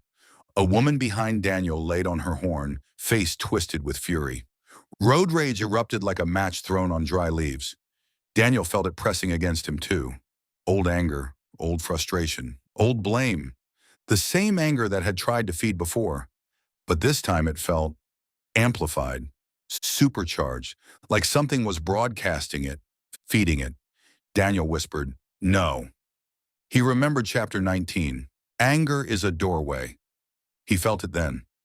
The shadow wasn't causing accidents. It was harvesting reaction, feeding on what people chose. He closed his eyes for half a second. Not to escape, to anchor. "Not today," he whispered again. "Not me." When he opened his eyes, he saw it more clearly. Not with his eyes, with his awareness. A rider, not on a horse, but with the weight of one. A force that moved conflict ahead of it. Division, strife, the stirring of human fury. The first horseman, not conquest, not war in tanks and bombs, war in hearts, in reactions, in the turning of neighbor against neighbor. Daniel's stomach turned. This is how it starts, he whispered. Not with armies, with anger. The shadow passed his car. Daniel felt a cold brush across his chest. Not physical, spiritual, like something tested the door of his will. Open, it seemed to say, just a little. You deserve to be mad. Daniel clenched his jaw. I choose mercy, he whispered. The pressure resisted, then eased. The shadow moved on. Traffic slowly normalized. The screaming stopped. People got back in their cars. The radio crackled back to life. Music played. Normal returned. But Daniel sat there shaking. He had seen enough. Not a full reveal, not a vision for others, but a confirmation for him. This was real, not symbolic, not psychological. The horsemen were not coming someday. They were already moving, in shadow and in influence, in atmosphere, in emotion, in choice. Daniel drove the rest of the way home in silence. When he pulled into his driveway, the house looked normal. Lights on, kids' bikes in the yard. Life, fragile, precious. Daniel sat in the car for a long moment. So this is what I'm being shown, he whispered. Not to stop it, to stand against it. He looked at his hands and still shaking. I can't fight that, he said quietly. Then he remembered. He wasn't being asked to fight it. He was being asked not to become it. Inside, Maya called his name. Daniel took a breath. He stepped out of the car. He walked toward his house, toward light, toward people, toward mercy. Behind him, unseen, the shadow moved on to easier doors, because the first horseman did not need permission to pass through cities, only through hearts. And Daniel had learned, not perfectly but deliberately, to keep his closed. Chapter 22. The Weight of Names. Daniel dreamed of a room with no walls, not open, defined by presence instead of structure. The floor felt solid. The ceiling felt distant. The space between felt intentional. The messenger stood there, not wearing a face Daniel recognized, not wearing one he didn't. A form that refused to settle, like Daniel's mind could not hold it in one shape. You saw him, the messenger said. Daniel nodded. The shadow, Daniel said. The anger, the pressure. Yes, the messenger replied. The first does not ride flesh. He rides permission. Daniel swallowed. Is he named? Daniel asked. The messenger tilted its head. Yeah, it said, but names are not titles. They are authority. What's his name? Daniel asked. The room seemed to tighten. Strife, the messenger said. But that is not his first name. Daniel frowned. What does that mean? He is called many things, the messenger said. War, division, hatred. But those are masks. His true name is older. Daniel felt the weight of the word. Why won't you tell me? Daniel asked. Because you are not meant to speak it, the messenger replied. Speaking a true name invites attention. Daniel's chest tightened. So names are dangerous? Daniel asked. Names are doors, the messenger said. They allow authority to be recognized, to be answered. Daniel thought of the key, of doors in the air, of anger feeding something. So when people name things carelessly, Daniel began, they empower what they do not understand, the messenger finished. Daniel felt a chill. Is that why everything feels louder? Daniel asked. Why people are more divided? Yes, the messenger said. Many are speaking names they do not realize they are summoning. Daniel clenched his fists. Can they stop it? He asked. Yes, the messenger said. But stopping requires humility, silence, choosing not to amplify. Daniel thought of social media, of outrage, of labels, of how quickly people called each other enemies. It feels like it's everywhere, Daniel said. It is, the messenger said, because it is easy to host. Daniel hesitated. Are there others? Daniel asked. Yes, the messenger replied. 3 more that you will learn to recognize. Daniel's stomach tightened. Will I see them like I saw him? Not all, the messenger said. Some you will feel. Some you will see through consequence. Why show me this? Daniel asked again. The messenger's presence grew heavier. Because you are learning restraint, it said, and restraint resists what force cannot. Daniel let out a slow breath. What am I supposed to do when I feel them? Daniel asked. Do not speak their names, the messenger said. Do not agree with their narrative. Do not mirror their spirit. Daniel nodded slowly. And if I fail, he asked. You will, the messenger said simply, but failure is not permission. Repentance is a closed door. Daniel absorbed that. He thought of anger, of the meeting, of snapping, of choosing differently. So I don't fight them, Daniel said. I refuse to host them. Yes, the messenger said. You become inhospitable territory. Daniel managed a small, tired smile. That sounds lonely. It is, the messenger said. That is why few choose it. The room shifted. The presence stepped closer. Names carry weight, it said. So do yours. Daniel frowned. My name? Daniel, the messenger said.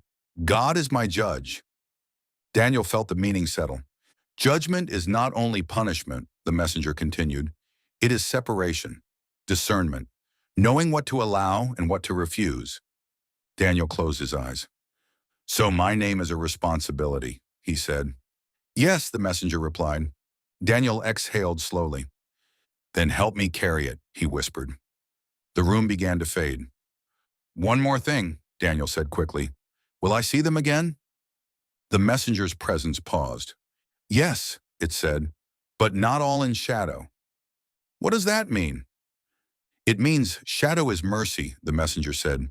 Full light is consequence. Daniel woke with his heart pounding. The room was dark, the house quiet. The weight of the dream stayed, names and authority, doors, permission. Daniel stared at the ceiling. He understood now. The horsemen were not just events. They were influences, spirits, narratives. They rode what people agreed with. And if that was true, then refusing agreement was a form of warfare. Not loud, not violent, but exhausting. Holy. Daniel turned on his side. Help me be inhospitable, he whispered. Somewhere unseen, a door remained closed. Not by force, by choice. Chapter 23, The Second Horseman, Hunger in Plain Sight. Daniel didn't notice the hunger at the grocery store. Not at first. The shelves were full, produce stacked neatly, meat in clear plastic. Bright signs advertising deals and limited time. Abundance. That's what it looked like. That's what everyone believed. But Daniel felt it. Between the aisles, between people. A thinness, not of food, of patience, of generosity, of contentment. He watched a woman snap at her child over a dropped box of crackers. A man argue with a cashier over a coupon. Two people reach for the same last discounted item and glare like it was a personal betrayal. Not starvation, scarcity mindset. The second horseman rode there first. Not on empty shelves, on empty trust, on fear of not enough. Daniel pushed his cart slowly. He felt the familiar pressure. Different from anger, quieter, colder, a whisper in the chest. Take more than you need, just in case. Protect yours. You can't afford to be generous. Daniel stopped. His hands tightened on the cart handle. He remembered the messenger's words. Hunger is easy to host. He passed a display of canned goods. Limit 2 per customer. He could take 2. No one would blame him. The whisper pressed. You might need it later. Daniel thought of Mrs. Ortega, of neighbors, of the blackout, of how quickly fear had spread. He took 1 can, not 2. The pressure resisted, then eased, like something had been denied a meal. Later at work, Daniel saw it again. Not food, resources, time, grace. People guarding what little emotional energy they had left. Meetings where everyone protected their peace instead of the whole. Emails written with just enough sharpness to protect territory. The second horseman fed on that too. Not famine of bread, famine of goodwill. That afternoon, Daniel stopped by a small church-run food pantry on his way home. Not because he needed to, because he felt led. He stood outside for a moment, watching. People lined up quietly. Not desperate, embarrassed. the kind of hunger that hides behind pride. A volunteer handed out boxes, smiles, kind words. The pressure thickened. Daniel recognized it. The same presence as on the highway, different flavor. Not rage, need, control, fear of lack. Daniel stepped forward. "Do you need help?" he asked a volunteer. The woman looked surprised. "We always do," she said. Daniel spent an hour carrying boxes, stocking shelves, listening to quiet thank yous, watching faces soften. As he worked, he felt it, the second horseman nearby. Not as a rider, as an atmosphere. Testing. Would people hoard? Would people close? Would people turn inward? Daniel handed a box to a man who looked exhausted. The man nodded. "Bless you," he said quietly. Daniel felt warmth spread. Not pride, provision. The pressure receded slightly, not gone. Challenged. On the drive home, Daniel realized something. Famine begins long before food runs out. It begins when people decide there isn't enough love, enough patience, enough grace, enough future. The second horseman rode that belief. Not shelves, stories. Daniel whispered in the car, "I won't host that." The sky outside looked normal. The city moved on. No alarms, no sirens. But Daniel knew. The second horseman was already riding, in thoughts, in fear, in the tightening of hands around what people thought they had to protect. That night, Daniel sat at the kitchen table with Maya. "I think people are getting scared," he said. Maya nodded. "They already are." Daniel looked at her. "I don't think it's just about money or food," he said. "I think it's about trust." Maya studied him. "That sounds right," she said quietly. Daniel held her hand. "Promise me something," he said. Maya raised an eyebrow. "That depends." "If things get tighter," Daniel said, "we don't close our hands, we open them." Maya squeezed his fingers. "That's not how people survive," she said. Daniel met her eyes. "It's how people stay human," he replied. Maya was quiet for a long moment. Then she nodded. "Okay," she said. "We'll be weird together." Daniel smiled faintly. Outside, unseen, hunger waited. Not just for food, for agreement, for fear, for the moment when people decided there wasn't enough to go around. Daniel leaned back in his chair. The second horseman had passed nearby. Not to be seen, to be believed. And belief, Daniel was learning, was the first ration people ran out of. Chapter 24. The third horseman, silence after the sirens. Daniel heard the sirens before he saw anything. Not close. Not far. That in-between distance where you know something is happening, but you don't yet know if it belongs to you. He was driving home when the sound cut through traffic. One siren, then two, and then many. People pulled over automatically. Routine. Muscle memory. Daniel slowed with everyone else. An ambulance flew past, then a fire engine, then another police car. Red and blue reflections flickered across windshields. For a moment, everyone watched. Then, just as quickly, everyone went back to their phones, their radios, their conversations, normal. Daniel felt it. The third horseman did not arrive with screams. He arrived after, in the silence that followed. In the way people resumed life without asking who had been hurt. In the way loss became background noise. Later that night, Daniel saw the accident scene on the local news. A motorcycle, a truck, a teenager. The anchor's voice was calm, professional. "One fatality," she said. Not a name, not a story, just a word. Fatality. Daniel stared at the screen. Maya shook her head. "Another one," she said quietly. Daniel nodded. Another. That was the problem. Death had become a statistic, a scroll, a headline. Not a face, not a family, not a story. The third horseman rode there, in normalization, in the way people learn not to feel too much, because feeling too much hurt. Daniel turned off the TV. The house felt heavy, not haunted, weighted, like grief had seeped into the walls of the city itself. Later, Daniel stood on the porch. The street was quiet. He could still hear sirens in the distance. Different direction, different emergency, same pattern. He whispered, "How many?" The air did not answer. But the question lingered. How many people had learned to scroll past death, to shrug at loss, to say, that's just how it is now? Daniel felt the presence, different from strife, different from hunger, colder, not aggressive, inevitable. The third horseman did not rush.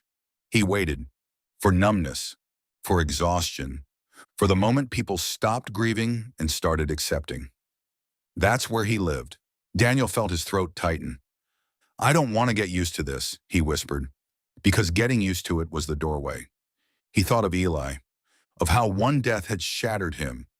Then he thought of how many deaths he now heard about without stopping, without praying, without feeling. The third horseman fed on that, not bodies, silence, emotional distance, disengagement. Daniel sat on the porch steps. If I stop feeling, he whispered, I stop resisting. The presence pressed faintly, not forcing, inviting. It's easier not to care, the atmosphere suggested. It hurts less. Daniel shook his head. It hurts more later, he said quietly. He prayed, not out loud, not eloquently, just with intention. For the family of the teenager, for the truck driver, for first responders, for the city, and for his own heart. As he did, he felt it. Resistance, like cold meeting warmth. Not dramatic, but real. The third horseman did not retreat, but he was not fed, not tonight. Daniel stood and went back inside. He hugged Leah longer than usual. He checked on Micah twice. He held Maya in the kitchen. I don't want to get used to losing people, Daniel said. Maya rested her head on his shoulder. Neither do I, she said. But both of them knew. The world was teaching people to get used to it. The third horseman rode that lesson. Not with scythes, with headlines, with sirens, with silence afterward. And Daniel understood something chilling. Death did not need to be loud. It only needed people to stop listening. Chapter 25, The Fourth Horseman, the One No One Names. Daniel didn't feel the fourth horseman arrive. That was the difference.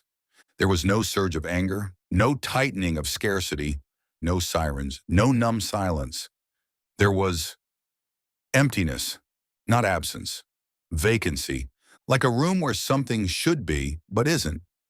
Daniel noticed it first in a conversation.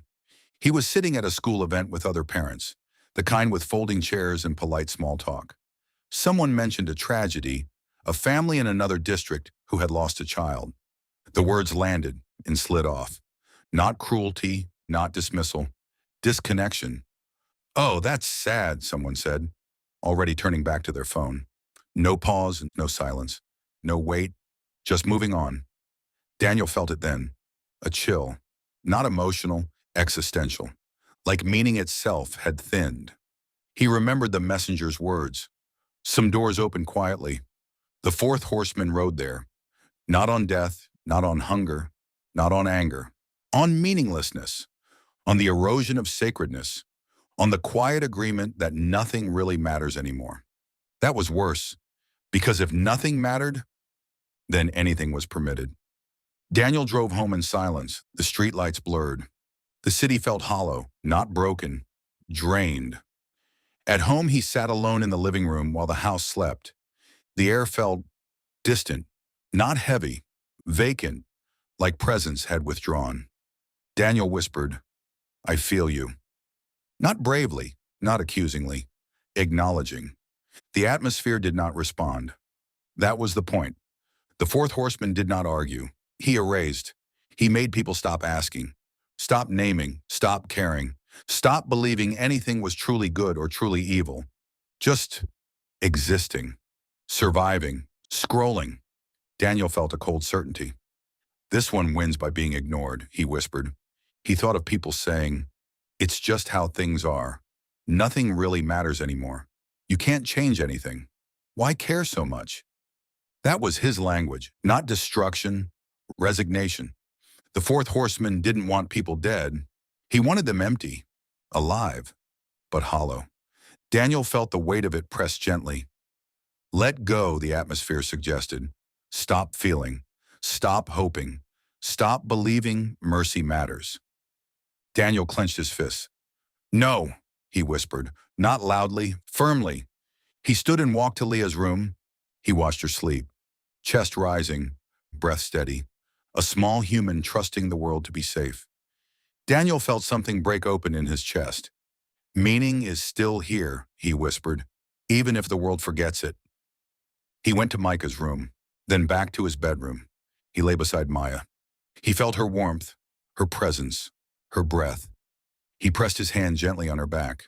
The fourth horseman did not leave, but he was named, not with a title, with resistance, meaning, connection, love.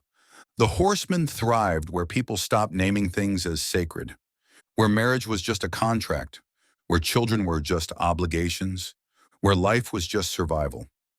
Daniel whispered into the dark, I will name what matters. No thunder, no response.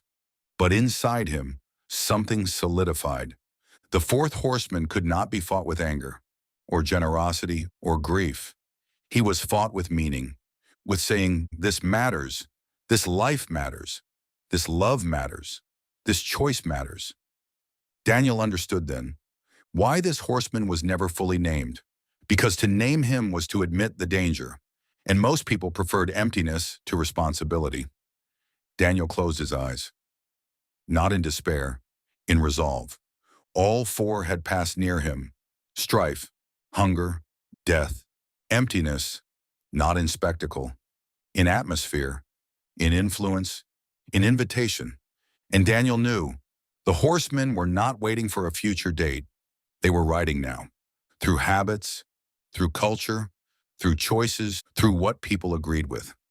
Daniel whispered one final thing before sleep took him. You don't own this world, not as a threat, as a truth. Somewhere unseen, a door did not close. It held, barely, but long enough. Chapter 26, the door the key was made for. The door appeared where it shouldn't have, not in a dream, not in a thin place. In a hallway Daniel walked every day. He was coming home late, the house quiet, lights low. The kids were already asleep. Maya had left a lamp on in the living room. Normal, until the hallway narrowed. Not physically, perceptually, like the air pressed inward. Daniel slowed. At the end of the hall where the linen closet should have been, there was something else. A door, old, wooden, scarred, light leaking from its edges. The same door from his dream. His breath caught. This is impossible, he whispered. But his heart knew better. The key in his pocket felt heavy, warmer than it should have been. Daniel stepped closer. The pressure increased, not threatening, authoritative. This was not a trap. This was a threshold. He reached into his pocket and pulled out the iron key. It fit his hand like it belonged there. The door did not move. It waited. Daniel hesitated. All this for a door? He whispered. The air felt attentive. He thought of the stalled woman, Marcus, Eli, the blackout, the sirens, the hunger, the shadows, the dreams, the horsemen. This wasn't curiosity. This was calling. Daniel lifted the key. His hand shook. Before I open this, he said quietly, tell me what's on the other side. The air did not answer. Daniel closed his eyes, and he remembered the messenger's words. Shadow is mercy. Full light is consequence. He understood. Opening the door would not be for him. It would be for responsibility, for assignment, for cost. He pressed the key into the lock. It slid in smoothly, like it had been waiting. He paused. One last moment. He thought of Maya, of the kids, of the normal life he still wanted. Don't let me become someone I can't love, he whispered. Then he turned the key. The lock clicked. Not loud, final. The door creaked open. Light poured out, not blinding, not soft, revealing. Daniel stepped forward. The hallway behind him disappeared. Not erased, out of reach. The door closed behind him, not trapping, sealing. Daniel stood in a space that was not a room, not a field, not a hallway, a place of wait. The messenger was there, not in a form, as presence. You have been prepared, it said. For what? Daniel asked. To stand between, the messenger replied. Between what? Daniel asked. Between mercy and consequence, it said. Daniel swallowed. Am I supposed to stop something? He asked. No, the messenger said. You are supposed to witness and choose. That doesn't sound like enough, Daniel said. It is more than most, the messenger replied. Daniel looked down at his hands. They're still shaking, he said. Yes, the messenger said. That means you still care. The space shifted. Daniel felt the weight of countless choices, of people, of outcomes, of doors opening and closing. You are not here to control the horsemen, the messenger said. You are here to refuse to become them. Daniel felt the truth of that settle. I don't know if I can keep this up, Daniel admitted. You will not always succeed, the messenger said, but you will always be seen. Daniel exhaled. Then let me be faithful, he whispered, even when I'm tired. The presence felt closer. That is all that is required, it said. The light began to dim, not closing, returning. The door behind Daniel reappeared.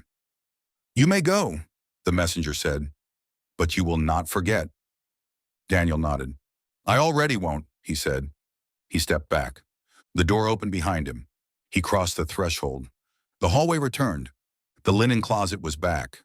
Normal, the door was gone. The key was no longer in his hand. His pocket was empty, but his chest felt full, not with answers, with responsibility. Daniel leaned against the wall, breathing hard. Nothing had changed. Everything had changed. He walked into the bedroom quietly. Maya stirred. You okay? She murmured. Daniel lay beside her. Yes, he said softly. It was true, not because things were safe, because he was awake. Chapter 27. Those Who Cannot See. Nothing looked different. That was the cruel part. Daniel went to work. People laughed in the break room.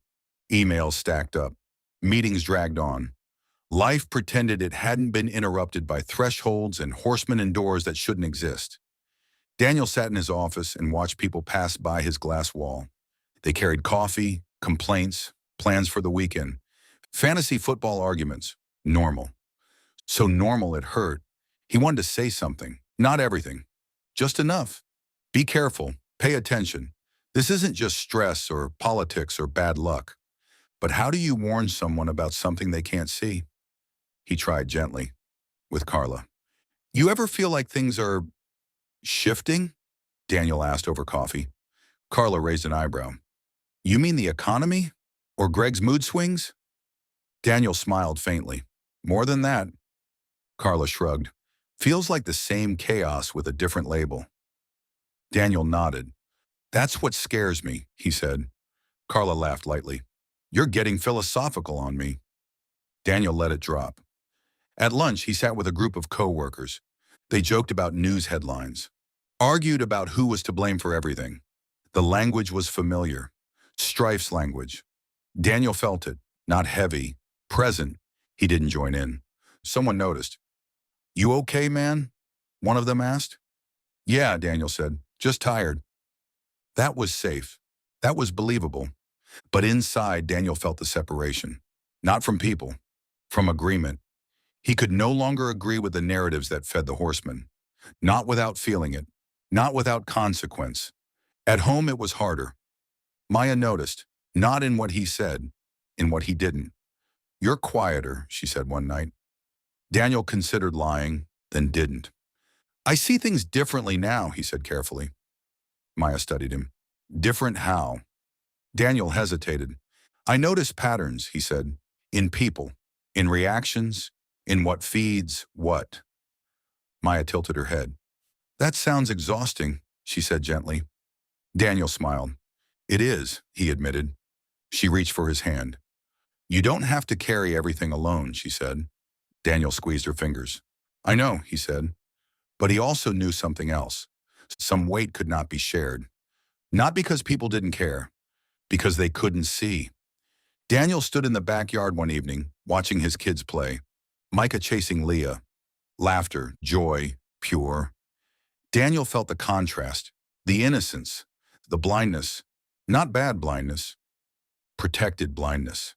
He whispered, let them stay unaware as long as possible. He didn't want them to see what he saw. Not yet. Maybe not ever. That was part of the burden. Seeing meant standing. Standing meant isolation. Not dramatic isolation. Quiet, internal. The kind no one notices. Daniel realized something painful. The door he walked through hadn't separated him from the world. It had separated him from ignorance. He could no longer unknow. That was the cost. That night he dreamed again. Not of doors, of people walking past fires they couldn't see.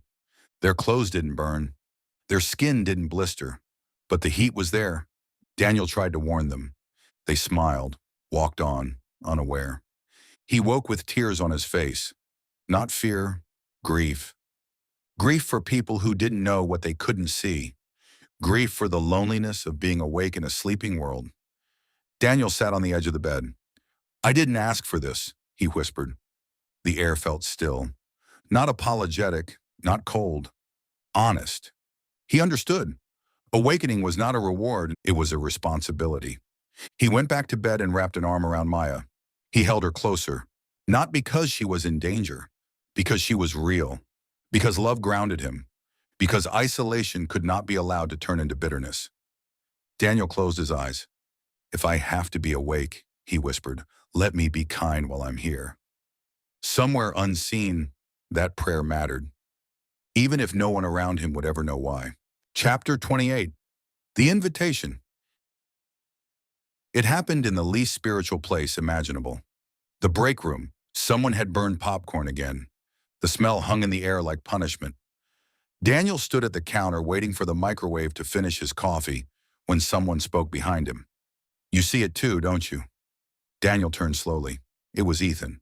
Quiet guy from accounting. Always on time. Never dramatic. The kind of person people forgot was in the room. "What do you mean?" Daniel asked carefully. Ethan leaned against the counter, arms folded. "The pressure," Ethan said. "The way the air feels different sometimes. The way people change when they're angry or scared." Daniel's heart skipped. "You ever feel like you're being tested?" Ethan continued. "Like your reactions matter more than they used to?" Daniel studied him. Ethan wasn't joking, wasn't fishing, wasn't performing. He was nervous, vulnerable. "You've felt it," Daniel said. Ethan nodded slowly. "Since last year," Ethan said, "after my dad died, things started peeling back." Daniel felt a chill. Grief again. Thin places. "What do you see?" Daniel asked quietly. Ethan hesitated. "I don't see shapes," Ethan said. "Not like that. But I feel weight. Like certain conversations feed something ugly. Like kindness makes rooms lighter." Daniel swallowed. "That's not normal awareness," Daniel said. Ethan gave a tight smile. "Tell me about it." They stood in silence for a moment, two people pretending to wait for coffee, actually standing at a threshold. "I thought I was losing it," Ethan said. "I even went to a therapist. He said it was stress." Daniel nodded. "Stress doesn't explain pattern," Daniel said. Ethan looked at him sharply. "You believe me," Ethan said. "Yes," Daniel said. Relief flickered across Ethan's face. "Good," he said quietly, "because I was starting to think I was alone." Daniel exhaled. "You're not," he said. They didn't say more. Not yet. But something had changed, not in the room, between them. That evening, Daniel got a message on his phone. Unknown number. "Ethan, I probably shouldn't do this at work, but if you ever want to talk somewhere that's not fluorescent lights, let me know." Daniel stared at the screen, then typed back. Daniel. "Yeah, I think that would be good." The reply came almost instantly. "Ethan, there's a small coffee shop on 3rd. Quiet. Tomorrow?" Daniel hesitated, not because he didn't want to go, because he felt the weight. Connection meant expansion. Expansion meant risk. "Tomorrow works," Daniel typed. That night, Daniel told Maya, "Not everything, just enough. There's a guy at work who's been feeling some of the same things I have," Daniel said. Maya looked relieved. "That's good," she said. "You shouldn't be carrying this alone." Daniel nodded. "Yeah," he said. "I think that's part of it." He lay awake later, staring at the ceiling. The invitation wasn't just a coffee. It was to community, to shared awareness, to standing together. Daniel thought of the messenger, of being told he would not always be alone, of others who would learn to see. He felt something new, not relief, hope, small, fragile, dangerous to the fourth horseman, because emptiness thrived in isolation, meaning thrived in connection. Daniel closed his eyes. If this is part of it, he whispered, then help me walk it right. Somewhere unseen, another door didn't open, but another person did, and sometimes that was just as powerful. Chapter 29, The Gathering. The coffee shop on 3rd didn't look like a place where anything important should happen. Small, exposed brick. 2 plants that were clearly struggling to survive. A chalkboard menu with misspelled seasonal drinks. Normal. That's what made it perfect.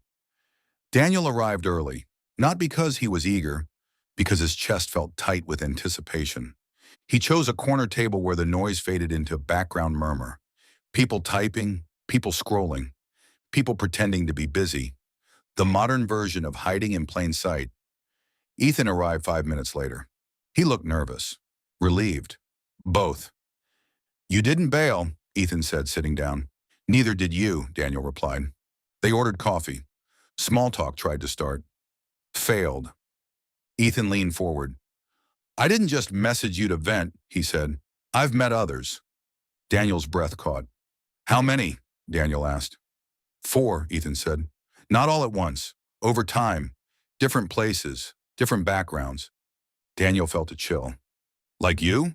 Daniel asked. Like you, Ethan corrected. Like us. Daniel stared into his coffee. The words landed heavier than any dream. Where? Daniel asked. Ethan lowered his voice. Church, work, a gym, a grief group, always after loss, or burnout, or something that stripped people down. Thin places again. Do they see the same things? Daniel asked. Not exactly, Ethan said. Some see patterns, some feel pressure. One woman says she hears warning thoughts that don't feel like her own. Daniel thought of the messenger, of names, of doors. What do they think it means? Daniel asked. Ethan shook his head. That's the thing, he said. They don't agree on everything, but they all agree on this. Reactions matter. Kindness changes atmosphere. Anger feeds something ugly. Isolation makes it worse. Daniel exhaled. That lines up, he said. Ethan nodded. I didn't tell you everything, Ethan said. Daniel looked up. There's a group, Ethan continued. Not a club, not official. Just people who meet, quietly, to talk, to pray, to compare notes. Daniel felt the weight immediately. A gathering. Not to control, not to lead, to stand. How many? Daniel asked. 8, Ethan said. Sometimes 10, sometimes fewer. Daniel leaned back. That's dangerous, Daniel said. Ethan smiled faintly. Everything that matters is, he said. Daniel thought of the messenger's words. Few choose inhospitable territory. So what are you asking? Daniel asked. Ethan met his eyes. Come, he said, not to fix anything, just to see if what you carry resonates. Daniel hesitated, not because he was afraid, because he felt the responsibility multiply. Alone was one thing, together was something else. If I come, Daniel said, I'm not taking charge of anything. Ethan nodded quickly. Good, he said. No one's in charge. That's kind of the point. Daniel thought of strife, of how leadership could become control. How do you know they're not wrong? Daniel asked. How do you know this isn't just people projecting? Ethan was quiet for a moment. Because when we meet, he said, the room feels different, lighter, like something loses its grip. Daniel felt a familiar warmth at the words. I've felt that, Daniel said. Ethan nodded. That's why I knew you'd understand. They finished their coffee in thoughtful silence. Then Ethan slid a small card across the table. Just an address. No name. No time written. You'll get a text, Ethan said. Day of. Time changes sometimes. Daniel picked up the card. It felt ordinary. It wasn't. What if I don't go? Daniel asked. Ethan shrugged gently. Then you keep standing where you are, he said. That still matters. Daniel nodded. But if you do go, Ethan added, you'll realize you're not just resisting alone. You're part of a network of people choosing differently. Network. The word carried weight, not an organization, an alignment. That night, Daniel sat at the kitchen table long after everyone was asleep. He stared at the card, the address. He thought of the door, of being told he would stand between mercy and consequence. He realized something. Standing between alone was one kind of calling. Standing between together was another. He whispered, "If this is part of it, don't let it become about us." The air felt still, not answering, but attentive. Daniel slid the card into the drawer with the keyless pocket, next to the note that was no longer there. Some objects disappeared. Some connections replaced them. Daniel went to bed. He held Maya close. For the first time since this began, he felt something close to peace. Not because things were safer, because he was no longer the only one awake. And somewhere unseen, something that thrived on isolation felt a subtle pressure. Not from power, from presence, from people who refused to host what destroyed, from a gathering, small, fragile, enough. Chapter 30, Standing in the Middle. Daniel stood in his backyard just before dawn. The sky was pale, undecided between night and morning, the kind of light that made everything look softer, but not safer. The world felt paused, not stopped, waiting. He held a cup of coffee that had gone cold. He didn't drink it. He watched the horizon instead. He thought of everything that had changed and everything that hadn't.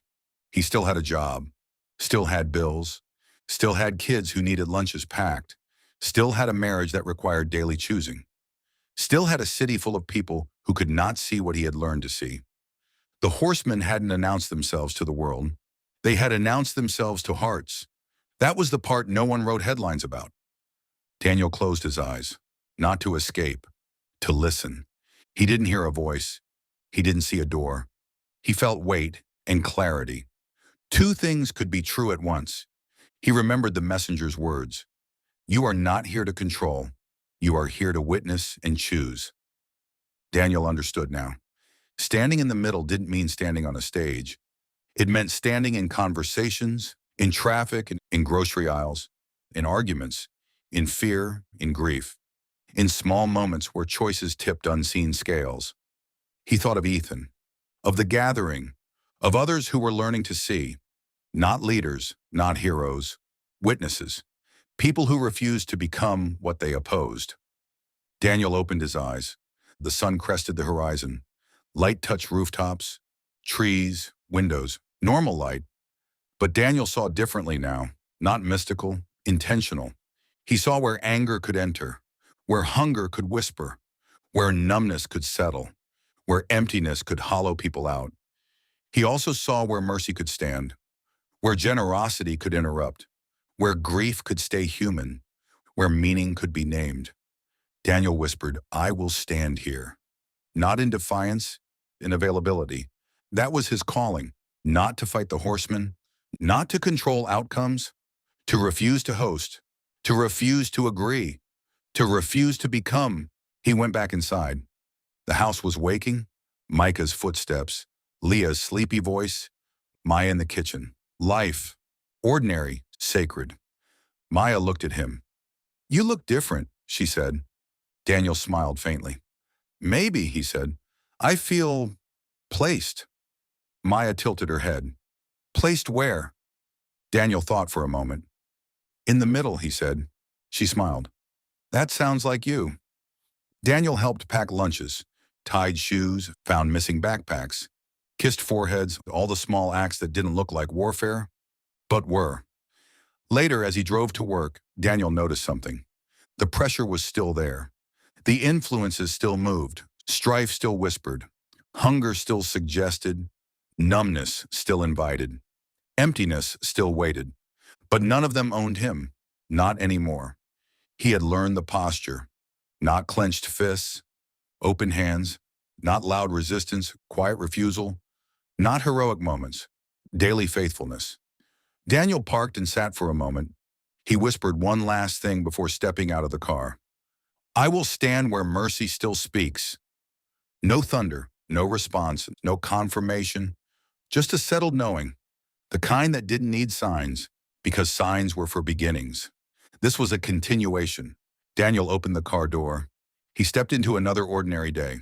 Not as a savior, not as a prophet, as a witness, as someone who had seen the shadows and chosen not to become one. Behind him, unseen, the horseman continued to ride.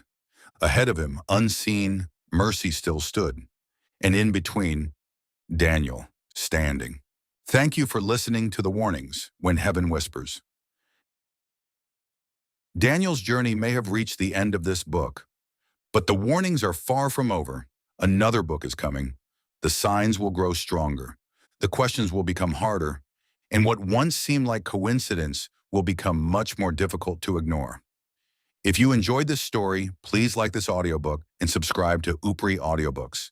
And don't forget to hit the notification bell so you'll know when the next book in the warning series arrives.